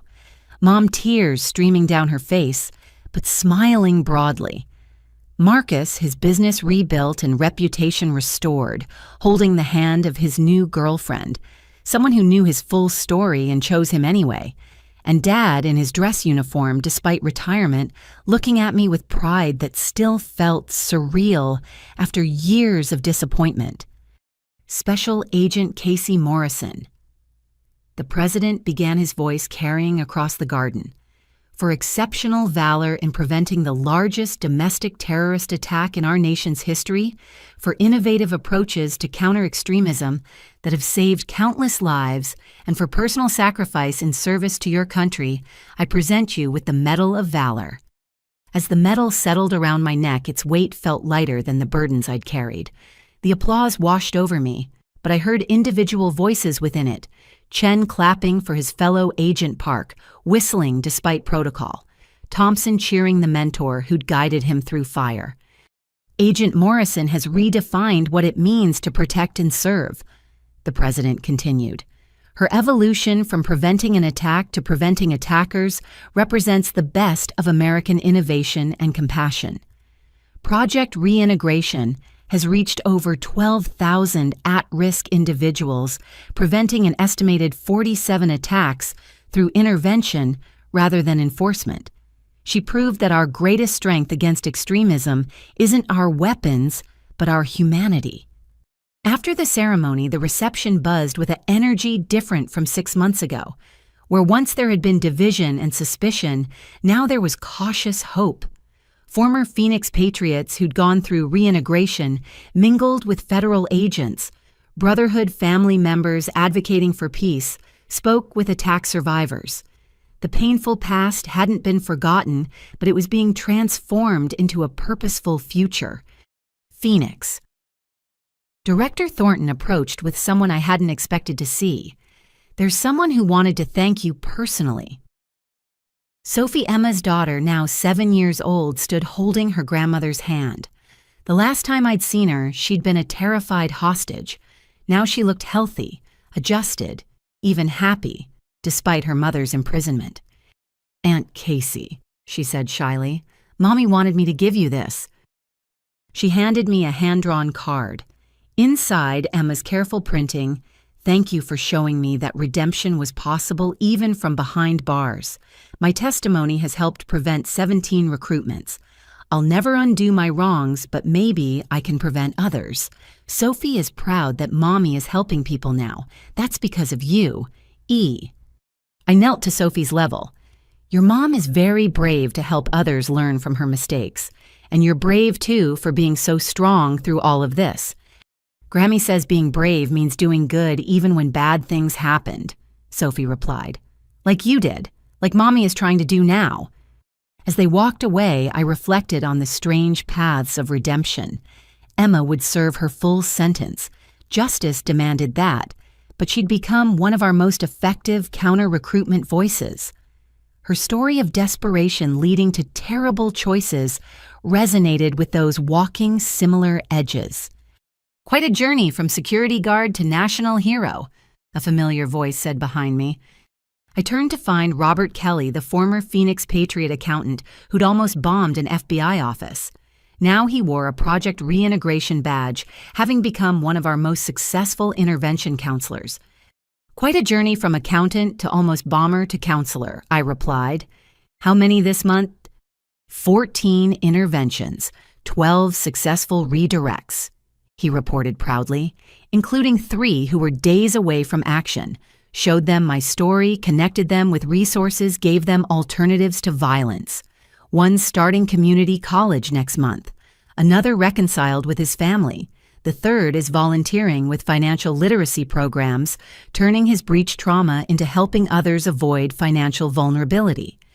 These were the victories that mattered now. Not the dramatic raids or prevented attacks, but the quiet redemptions playing out across America. Each former extremist who chose healing created ripples of prevention we were only beginning to understand. Agent Morrison. A young woman approached nervously. "I'm Sarah Walsh, reporter with the Washington Post. I've been covering Project Reintegration for 6 months. Could I ask you a few questions?" I recognized her byline. She'd written some of the most balanced coverage of our work, avoiding both blind praise and cynical dismissal. "Of course." "When you were undercover, did you imagine it would lead to this? From preventing one attack to transforming how we approach extremism?" "I imagined survival," I answered honestly. "Getting through each day without blowing cover, gathering intelligence, hoping we'd stop the attack. I never imagined the aftermath would become more important than the operation itself." Some critics say Project Reintegration coddles potential terrorists. How do you respond? I'd invite them to spend a day with our counselors, watch former extremists share their stories with those on the edge, see families reunited, communities, strengthened attacks, prevented through compassion rather than force. It's not coddling, it's strategic. Every person we redirect is one less recruit for extremist networks. And the cost congressional reports show the program's expense rivaling traditional enforcement. "What's the cost of not acting?" I countered. "The Brotherhood attacks, if successful, would have caused billions in damage and thousands of deaths. Each prevented attack saves not just lives, but the social fabric extremism tears. Yes, intervention is expensive. It's also exponentially cheaper than the alternative." She asked more questions, probing the complexities of balancing justice with redemption, security with compassion. I answered as honestly as possible, acknowledging our failures alongside successes. Project Reintegration wasn't perfect. We'd lost people we'd tried to help, seen some return to extremism despite our efforts. But the overall trajectory was undeniable. Fewer attacks, less recruitment, more Americans choosing healing over hatred. As the interview concluded, I noticed Dad in deep conversation with several young officers. Since embracing the complexity of modern law enforcement, he'd become a sought-after speaker at academies, teaching the next generation that strength included understanding that protection meant more than punishment. Then, Casey Marcus waved me over to where he stood with several business leaders. "I want you to meet the founding members of the Financial Resilience Alliance." The group represented companies affected by the Brotherhood's financial attacks who'd chosen to transform victimization into action. They funded financial literacy programs in vulnerable communities, provided emergency assistance to breach victims, and worked to eliminate the economic desperation that made people susceptible to extremist recruitment. "Your brother's leadership has been instrumental," one CEO told me. "He showed us that our choice wasn't between being victims or vigilantes. We could be advocates for prevention." Marcus had found his own redemption path, turning his firm's unwitting involvement in terror financing into expertise in preventing such manipulation. His story, the successful businessman whose life imploded but who rebuilt with purpose, resonated with other professionals touched by extremism's ripples. "I learned from the best," Marcus said, squeezing my shoulder. "My sister showed me that our worst moments don't define us. Our response to them does." The afternoon wound down with countless similar conversations. Each person present had been touched by the events of a year ago, as victim, perpetrator, preventer, or family. But instead of letting those touches become permanent wounds, most had chosen transformation. Liu pulled me aside with statistics that validated what we were seeing anecdotally. Domestic extremism down 42% nationally, recruitment rates at historical lows. And here's the amazing part: voluntary surrenders up 300%. People are turning themselves in because they know they'll find help, not just handcuffs. "What about the holdouts?" I asked. "The Phoenix Patriots who won't engage?" "Shrinking but hardening," she admitted. "Maybe 800 nationwide who've rejected intervention. They're more dangerous because they're more desperate, but they're also increasingly isolated. Even other extremists are choosing reintegration over resistance." It was the best we could hope for. Not perfection, but progress. There would always be those who chose violence over healing, who preferred simple hatred to complex understanding.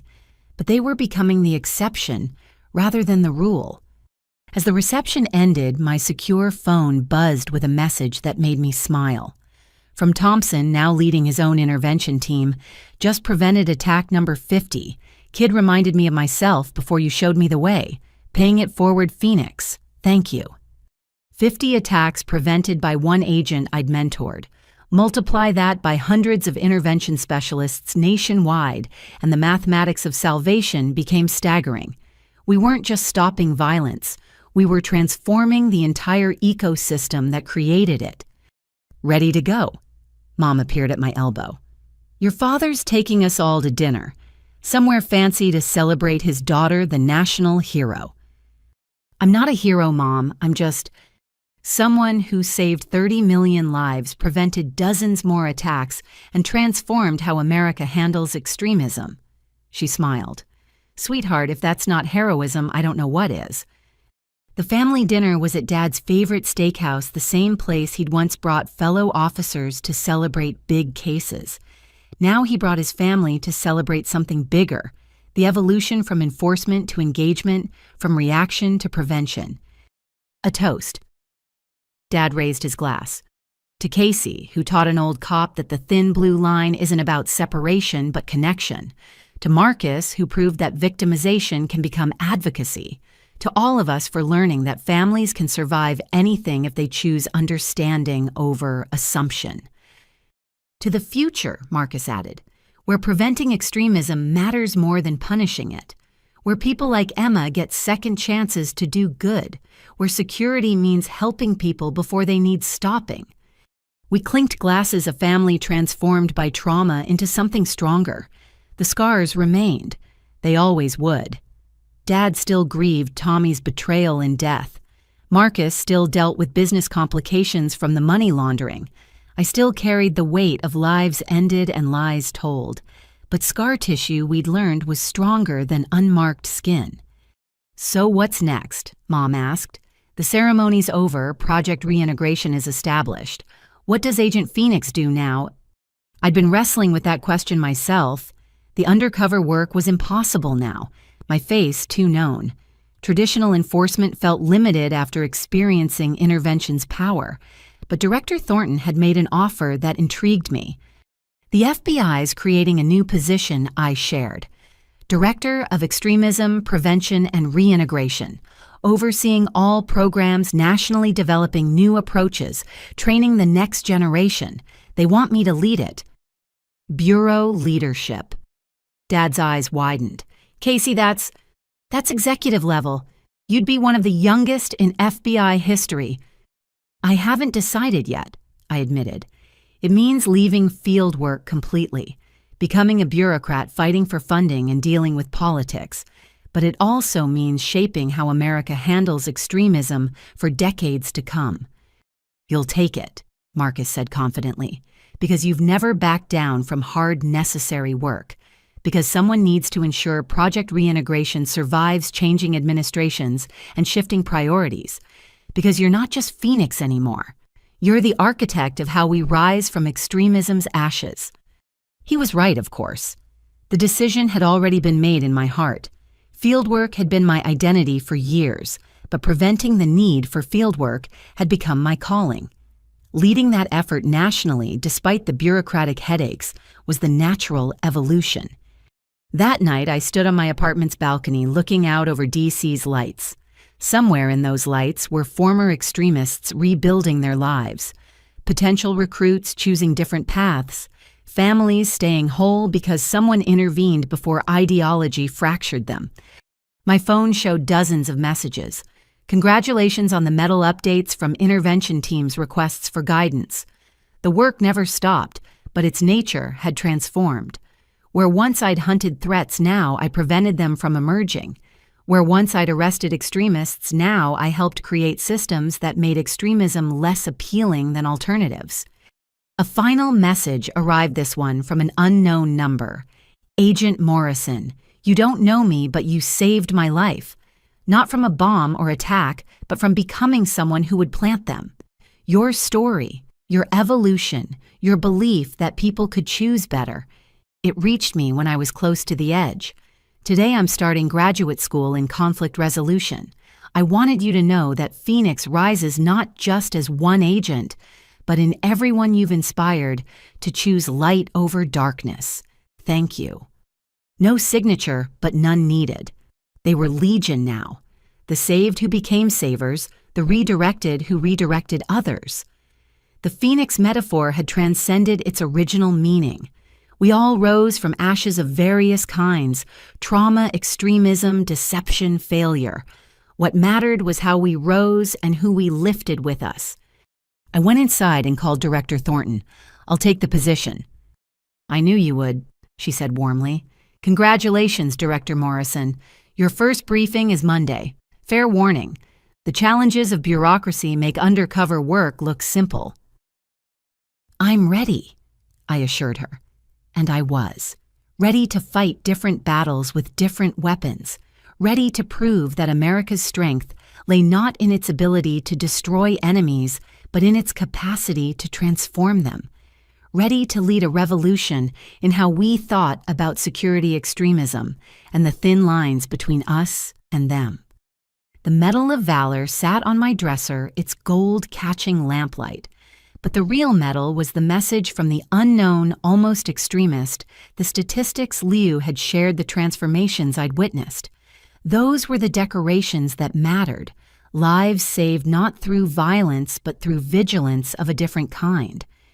Tomorrow I'd begin my new role. New challenges, new politics, new frustrations, but also new opportunities to expand what we'd built to save people before they needed saving to transform American security from reactive to preventive. Agent Phoenix had completed her mission. Director Morrison was just beginning hers. The mathematics of salvation continued evolving, adding new variables of hope, redemption, and the radical belief that today's enemy could become tomorrow's ally. As I prepared for bed, one last thought occurred. At Marcus's wedding, Dad had toasted children who made their parents proud every single day, emphasizing my failures. Now, a year later, I'd exceeded his highest hopes in ways none of us could have imagined. The irony wasn't lost on me.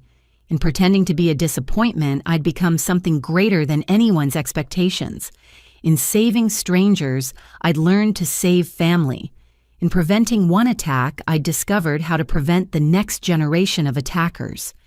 Phoenix had risen indeed, not just from the ashes of the Brotherhood's defeat, but from the ashes of every assumption about security extremism and the possibility of redemption. The fire that consumes also purifies. The ending that destroys also creates space for new beginnings.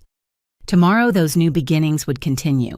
More interventions, more preventions, more proof that America's greatest strength was its capacity for reinvention. I'd been reinvented myself, from Casey the failure to Phoenix the agent to Morrison the director. If I could transform, anyone could. That was the ultimate triumph. Not the medal or the ceremony or the recognition. It was the knowledge that transformation was possible, that cycles could be broken, that from the ashes of our worst moments could rise our best selves. The Brotherhood had tried to destroy America through infrastructure attacks. They'd failed. The Phoenix Patriots had tried to destroy it through recruitment and radicalization. They were failing too. Not through superior firepower or surveillance, but through superior compassion, through the radical act of seeing enemies as potential allies, extremists, as citizens in crisis violence, as a symptom of deeper wounds that could be healed. In the end, we'd saved America not by defeating its enemies, but by transforming them, by proving that redemption was possible, that prevention trumped punishment, that the phoenix rising from ashes could lift others with its wings.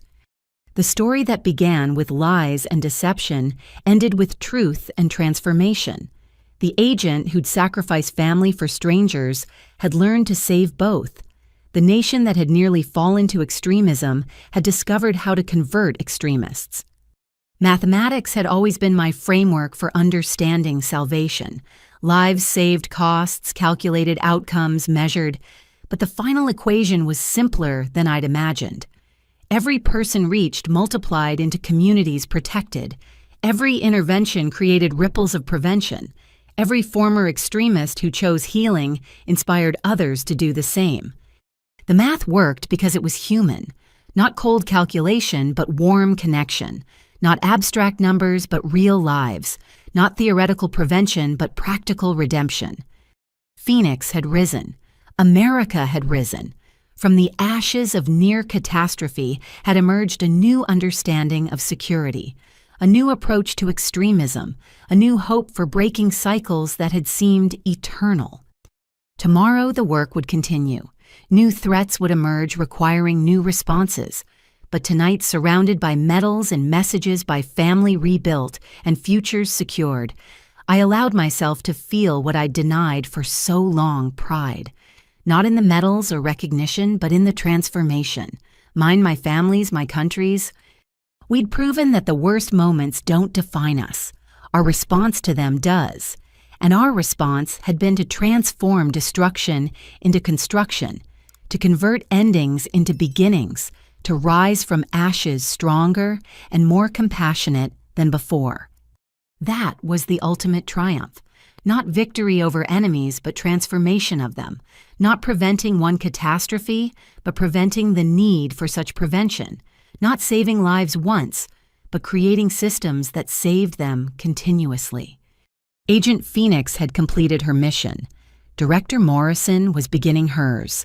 And somewhere between the two, Casey Morrison, daughter, sister, American, had found her purpose in the place where salvation met redemption, where mathematics became human, where the phoenix rising lifted all who chose to grasp its wings.